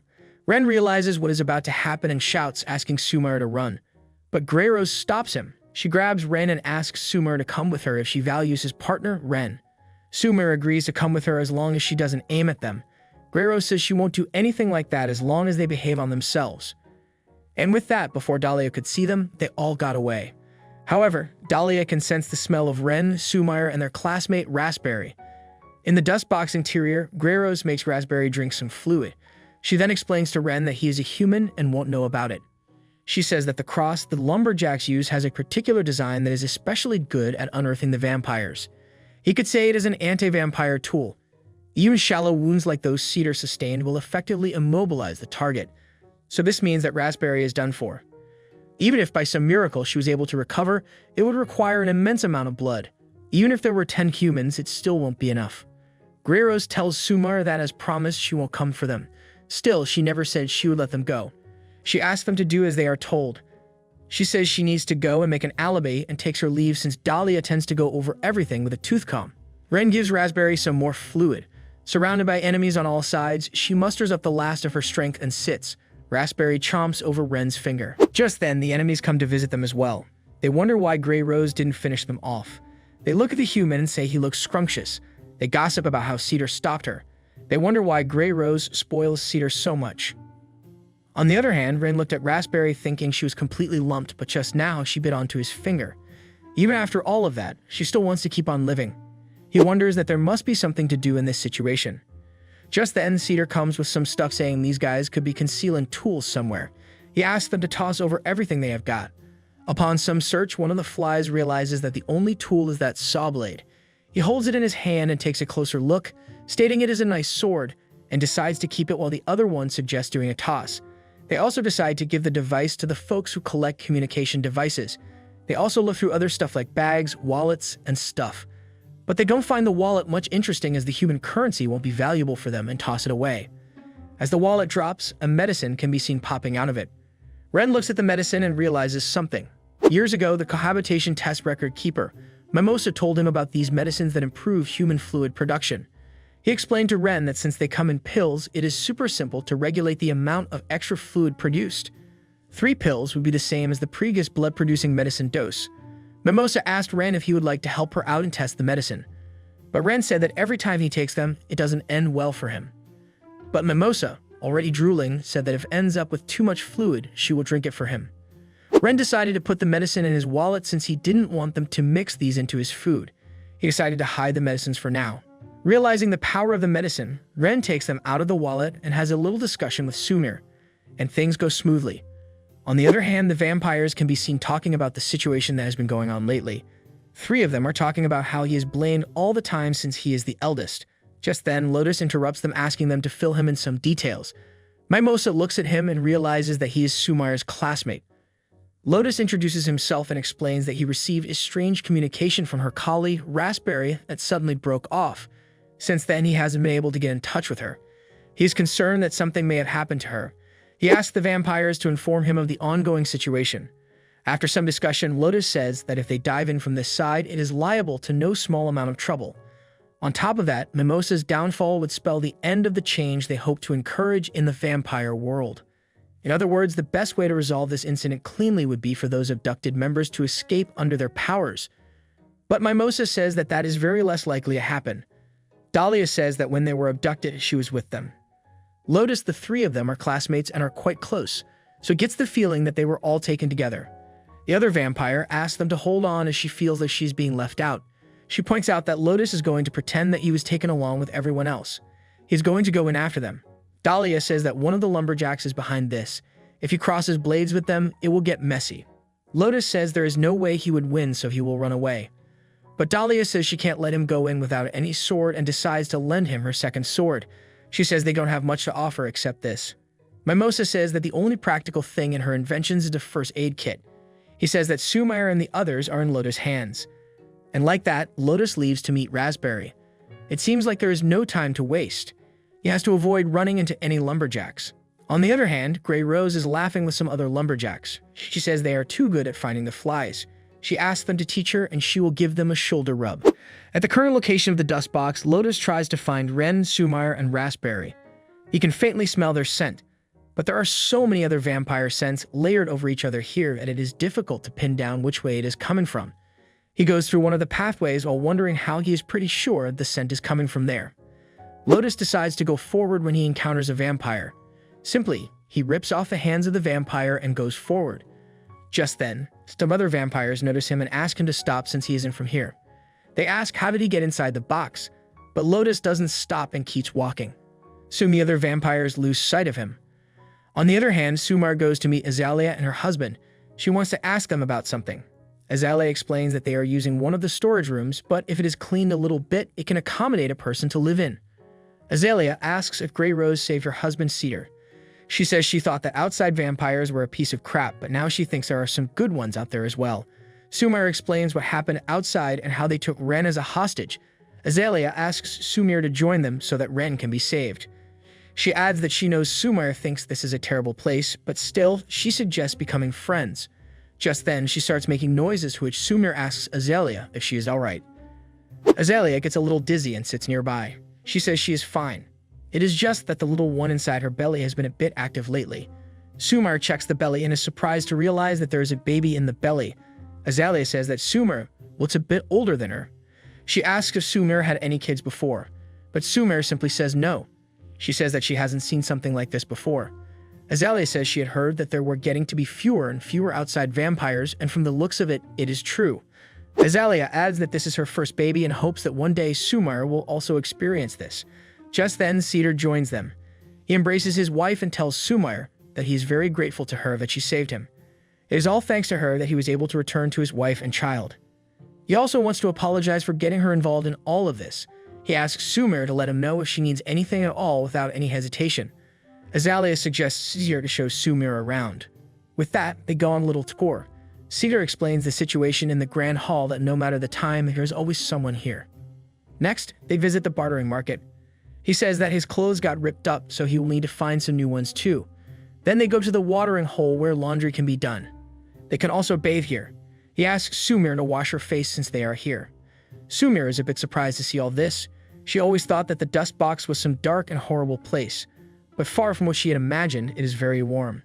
Azalea suggests to Cedar that they should introduce Sumire to a man. If she wants to fit in here, there is no better way than this. Cedar says that a lot of vampires were unearthed in the last lumberjack raid. There are probably some newly single guys in the older generation. Sumire hears their conversation and interrupts them. She says she is grateful for how they are trying to help, but this is now what she wants. However, Azalea and Cedar are too invested to listen to her. They talk about divorced guys or if she is into younger guys and stuff. Confused, Sumire says this is not what she means. She explains that she is married to Ren. That is why she needs to head back to the human world. She wants to live happily with Ren till the very end. This shocks Azalea and Cedar. They wonder how the two are supposed to live together since one is human and the other is a vampire. But Azalea says that wanting to live happily with a spouse is a feeling she can understand. They wonder if they can help Sumire sneak out of here somehow, but they don't know how smoothly that will go. Sumire is more than happy to know that she can go out of here. She thanks Azalea and Cedar for their help. Meanwhile, an emergency meeting of the lumberjacks is being held. In it, the safety checks are being discussed, and the identity of the abducted vampires by the flies has been confirmed. They point out Sumire, Ren, and Raspberry. And guess what? Who is saying all this? The one who abducted them, Grey Rose. Just then, she hears that Lotus is also one of them. Shocked, Grey Rose wonders who is that guy while Dahlia gives her an evil smile. In the dust box, the vampires guarding Ren are talking about how it is unfair that they have to guard such a delicious human and they can't even come in contact with him. They find his scent appealing, which makes them hungry. One of them suggests that Ren is a big guy. If they suck up some fluid from him, nothing will happen to him. With that, the two vampires come closer to Ren when they realize that Ren is unconscious and has fluids coming out his nose. The two vampires are shocked to see this. Turns out, Ren took some weird medicines. Just then, Raspberry beats the vampires and says she is not going to leave the world in a place like this. With that, she slurps and chomps through Ren's fluids to heal. However, a point comes when she cannot take more fluids since her own body rejects them. She realizes that it is not that easy to heal from a cross saw. She decides to get out of the place before someone finds her. Just then, she notices her hand, which is covered with a tourniquet made from hair. It turns out Sumire cut her hair to cover Raspberry's wrist. She realizes how much her friend helps her. She looks back at Ren, still unconscious and fluids dripping out of him, and decides not to leave him here all alone. On the other hand, a vampire catches Sumire, Cedar, and Azalea. He explains about a girl in a room back there. They all go to check up on her. Azalea looks at the girl, saying she seems in a bit of a shock. She suggests leaving her alone for a bit. The vampire asks Azalea and Sumire what the girl looks like or if she is cute. Azalea says she is an outside vampire, so she's beautiful. The vampire gets all greedy and thinks that he should help the girl once she calms down a bit. It turns out Sumire and Azalea have plotted up something here. The girl is just a statue in disguise. They leave the vampire with the girl in disguise and decide to find Ren and Raspberry. Sumire is impressed with Cedar and Azalea as they even drew her a map. She looks at the map but cannot understand it properly. Some crossroad isn't on the map and the other way is just a block at the end. She finds the tunnels way too complicated and keeps twisting and turning the map. Just then, someone from behind shouts that they have escaped. Shocked, she wonders if she has been found already. Quickly, Sumire tries to find a way out. She needed to hurry and hide before someone could find her. Just then, Lotus picks her up when she sees the vampires running around stating a woman recovered from the verge of her end and escaped with a human male. The vampires divide into groups to find Ren and Raspberry quickly. Meanwhile, Sumire looks up to realize that Lotus helped her out. She asks what is he doing here.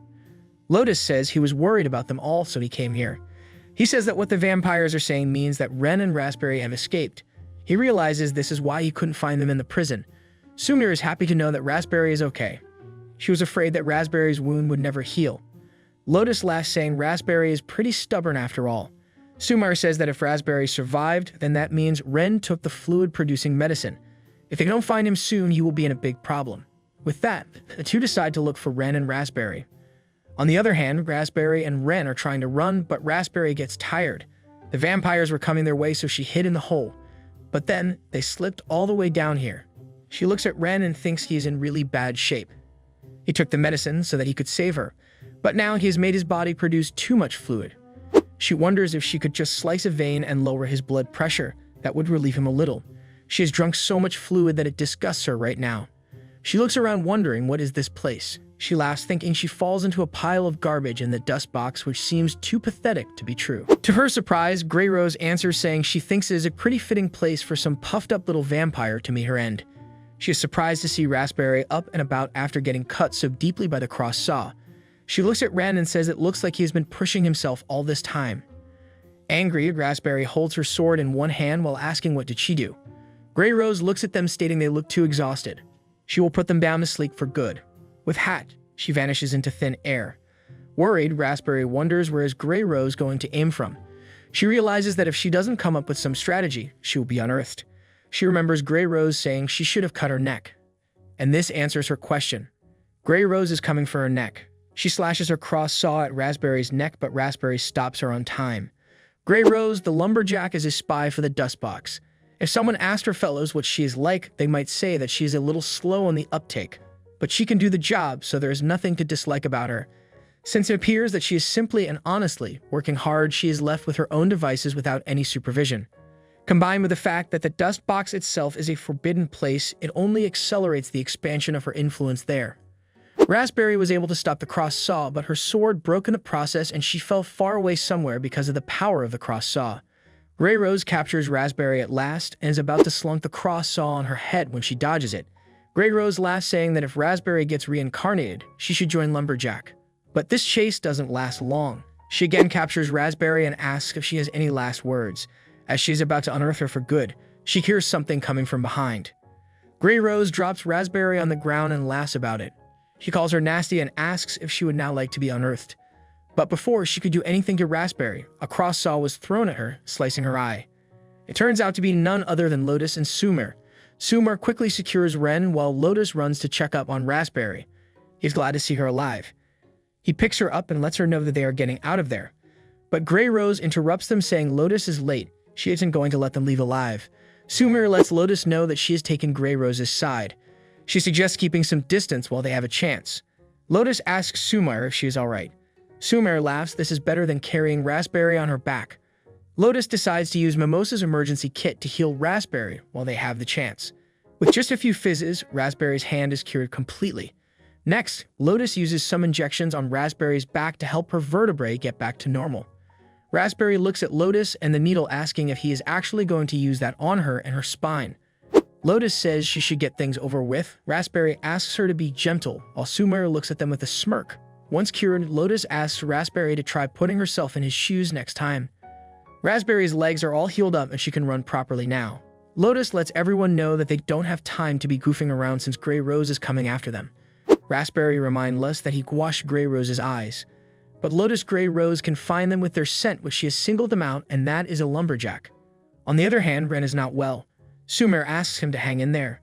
Lotus thinks that they need to hurry or Ren will be in trouble. Just causing some half-cooked distraction is not going to get them anywhere. They should just keep running straight out of here. A few flies stumble upon them on their way, but they simply ditch them and keep running forward. Thanks to the cave's network being so complicated, the communication network is pretty weak here. They are not surrounded just yet, so they should be able to break through and get away. They are about to reach the exit and can see it. Lotus and Sumire look at the rear, thinking the vampires haven't caught up yet. But as they are about to leave, Grey Rose comes out of a wall, reminding them of her words that they are not getting out of here alive. When Grey Rose was young, she had a friend called Zelkoba. The two of them had awful grades. They were just heavyweights around the neck of the academy. But even so, when they were together, neither of them could have been more happier. They were each other's heart and soul. But then, the policy of education for only the elite began to gain traction. Lives were decided based on the sole discretion of the upper echelons, and one day, Grey Rose found herself all alone. Zelkoba was sent away to the dust box. She cried all that time. She wondered if she was good enough, and Zelkoba wasn't. To this very day, Grey Rose has never gotten a reason she could accept. When she was suffering from her loss, she turned to a certain group. That group, the revolutionary faction, was at that time a small minority. They told her that they had a way of getting inside the dust box. If she can obtain a managerial post in the current vampire world, then they will allow her to sneak in and see her friends shortly. And so fortunately, she turned out to have a gift for combat. She trained relentlessly for decades, aiming for a much-coveted position with the lumberjacks. Then finally, one day, she became a lumberjack and visited the dust box. But Zelkoba was nowhere to be found. Those who were sent to the dust box were bound in iron chains and slowly lost their minds. In the end, they devoured one another. The revolutionary faction had been smuggling fluids into the dust box, but most of it was given to the new generation of vampires born within the walls of the dust box, those known as flies. From the very beginning, Zelkova, who was bound in chains, was worthless to them. Just when Grey Rose was feeling like she had lost it all and was ready to give up, she met a child who was the spitting image of Zelkova, a boy named Cedar. She wasn't sure if he was his grandson or great-grandson, but she knew without a doubt that Zelkova's fluid flowed through his veins. Perhaps Zelkova was no longer here, but even so, his soul was still connected deep in the depths of this hole, able to live a free life. Because of all this, Grey Rose tells Sumire and the rest that she has to keep it safe. This place they call a dump and a trash. She has to protect this paradise. Grey Rose lets everyone know that none of them is going out alive. Sumire is shocked since they were so close, but now the exit has been closed by Grey Rose.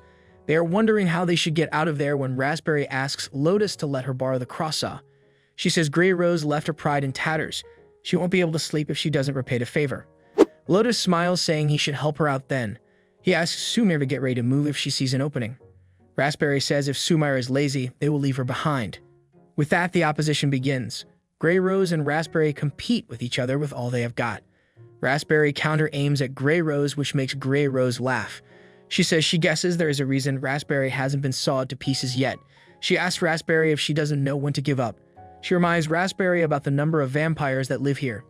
She adds that they are a new power, and they can overpower her and her current regime through sheer numbers. Even if they escape, she won't be able to stop the end of the vampire world. This society that disregards the weak will be destroyed root and stem and be remade. Then at last will the fallen be able to rest in peace. Raspberry says that no matter how oppressive the world may be, some have fought tooth and nail to cobble together a decent life. Lotus adds that this isn't fair to simply ignore everything and flip over the game board. Grey Rose laughs, saying this is only because they are talented and can say so. Lotus asks Grey Rose what talented is supposed to mean. Angry, Raspberry says that they have been struggling to survive, with tears running down their faces. She asks them not to try and sum all that up with a single word. Grey Rose asks if they refuse to recognize all these chains of life that have been swept away here. Sumire looks at the situation and interrupts the opposition. She says everyone, all the people she met here, were so nice. She won't forget their kindness for as long as I live. Even though they live in different places and have different rules, she wants all of them to get along, and that is how she feels. But Grey Rose is already too angry. She says hearing those words from the outside vampires makes her fluids boil. She says the talk is too cheap. Just then, Lotus grabs Grey Rose from behind, squeezing her ear and nose. Now she can't tell where their aim is coming from. With that, they slice through her and decide get out of there. Angry, Grey Rose lies there saying they are getting away like this. She repeats Sumire's words that she won't forget it as long as she lives, but she wants them all to forget it. If pretty words like that were all it took, then she wouldn't be here in the first place. Azalea and Cedar hear this all as well. Azalea says that all Grey Rose wants is to live a happy life on the outside.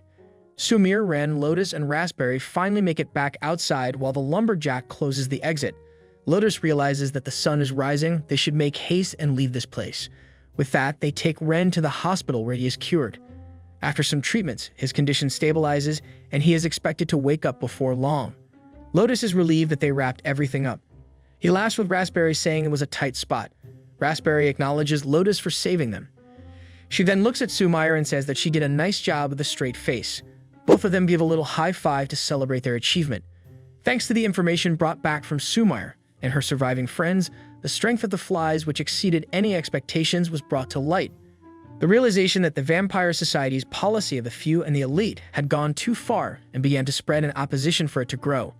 Taken together with the soon-to-be completed results of Sumire's interspecies cohabitation test, the Academy's education policy especially would soon begin to change in a major way.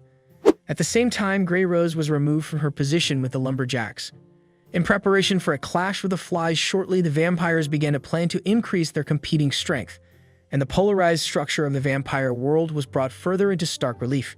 Meanwhile, in the lumberjack, Grey Rose is being treated for her eyes. Cedar apologizes to Grey Rose since he thinks it was his fault that she got fired. But Grey Rose says that if that is what he wants, then so be it. She says that it kind of feels like a weight has been lifted from her shoulders. She thinks she might just take things easy for the next little while. Just then, the vampire comes in and lets Cedar know that Azalea's water broke. A kid is going to be born any minute now. Without wasting any time, Cedar and Grey Rose run to see Azalea. At Amary's apartment, a man comes to visit Raspberry. He says a co-worker of his, named Igarashi, says he is starting a new company. He says he wants to give it a shot and knows that she will get angry about it. But Raspberry says she's okay with it. She says she has found something she wants to do for herself, so she won't be supporting him like she used to be before. She decides to become a lumberjack, so that next time she beats her, she will beat Grey Rose properly. In the restaurant where Eleonora works, a cute little girl comes in. Lotus looks at her, stating she might have some homework to write out what her parents do for a living. Eleonora asks Lotus if he chose a time when the tables would be empty. She says his way of doing things is as slimy as ever. Lotus tells the girl, Rosario, that she must be eager to do this, so she better make sure to leave her with a good impression. Eleonora sighs and asks Lotus if he will say all the right things at once. Lotus asks what would she like, but Rosario says she can't read anything on this menu. Lotus assures her that her mother will explain everything to her. At Ren's apartment, Ren and Sumire are watching TV when Ren calls Sumire. He says they never got to do anything to celebrate. He asks if she would like to go somewhere if he gets some time off next time. Sumire asks where would they go, to which Ren says honeymoon. And like that, the honeymoon period has finally begun. With that, they decide to check out a nighttime theme park. Ren says he thought it would be a little childish, but there aren't a ton of places that are open at night. Also, if it means they can have fun and won't get stares, and being in a big crowd is actually a plus. Sumire is very happy to see a noisy and shiny place like this. Ren is happy to see her happy as usual. As the two walk around, Sumire says this whole thing is fantastic. Just then, his stomach starts to make noises. Ren looks at her, stating she is just like a little kid. He looks around for a place so that Sumire could have some fluids. Just then, Sumire suggests going to a Ferris wheel. She says it is all turning and spinning, but it looks like it has something like a private room. With that, the two hops into one of the private room things in the Ferris wheel, and Sumire gets to suck up the fluid. She says drinking fluid at a place like this makes her feel excited, to which Ren agrees. Later, they go to a hotel room. Sumire wonders if it is okay for them to stay at a place like this. Ren says he wanted to see what staying in a suite would be like. Sumire spots the bath and gets excited. She says it is so big that it looks like a pool. The two enjoy the bathtub at night and get sleep at noon when the sun is up. Later, they wake up and go out. As they are walking, Ren notices a jewelry shop. He says when he comes to think of it, they never bought the wedding rings. He says he has been saving up and planning on getting them one day. He suggests taking the opportunity and take a look at the rings. As they wander around seeing rings, Ren thinks that he knew the rings would be pricey, but these rings are something else. But they are also very important, so he will have to buy them. The shopkeeper tells Sumire that most of their stuff is platinum. Sumire says silver makes her skin all prickly, so anything except that would be fine. With that, the shopkeeper shows some rings to Sumire. She shows one for durability, stating it will be stainless steel. Sumire agrees to go with that one. Ren looks at the ring and asks Sumire if she is okay with this ring. He says she doesn't have to worry about the price, but Sumire says she likes the ring. Sumire happily wears the ring, stating this is proof that she is married to Ren. She says whatever is going to last the longest is the best. She says she wonders if she will be able to wear this for the next 1,000 years. This makes the shopkeeper and Ren laugh as they find this humoristic. But deep down, Ren knows that Sumire is telling the truth. Compared to Sumire's lifespan, his own will be over in the blink of an eye. Still, if 1,000 years in the future, Sumire is wearing that ring, that would make him very happy. And like that, their interspecies cohabitation test is completed. Everyone congratulates each other and wonders if the vampire world will change for the better now. A vampire says all they are doing is saying thanks, but Azalea says that the direction the vampire society is headed is a very big change. On a phone call, Cedar says that this isn't satisfying at all. He asks them to wait so he can head down and hear his report. Sumire, on the other side of the phone call, says that he could call it checkpoint, but what the two of them do from now on isn't going to change a bit. And that is all she needs to be happy. The vampire is happy to hear this. With that, they decide to leave Sumire in Ren's hands. Sumire says to Ren that acting all cool like that was one thing, but she is sure that everything will work out. The two of them feel exhausted after this. Ren grabs Sumire in his arms, stating he might sleep next to her today again. Sumire is happy and says that they will be together forever, which makes Ren smile as well. So in the end, they will be together through sickness and health. Sumire decides to prepare for Ren's breakfast. She checks out the fridge and finds eggs that are about to expire. There are kind of lots of them, but she thinks she will use them all up. She quickly makes the breakfast and serves it on the table. Sumire then goes to check up on Ren, who is still sleeping like a baby. She wakes him up with love. She tells him that if he gets through today, he will have off tomorrow. Ren agrees and decides to struggle through another day. As he is eating, he tells Sumire that he hasn't seen any of the other vampires around lately. Sumire replies saying that is because QQ and the others are all finished with their education.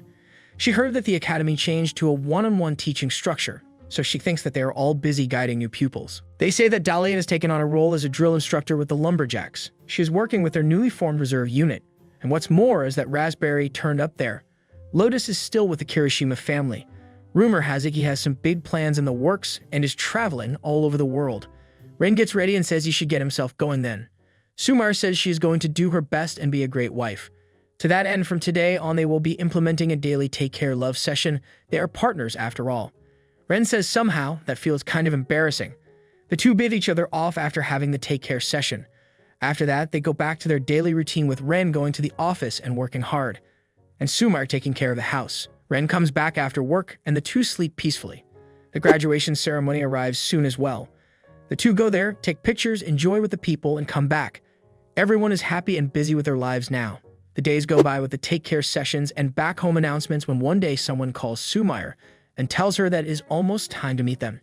It turns out to be Sidra, who says he will be depending on Sumire's supervision. In Cross Garden, which is a town where humans and vampires live together. These days, people and vampires can coexist in this town, but back then, vampires would stealthily prey upon humans to get fluids.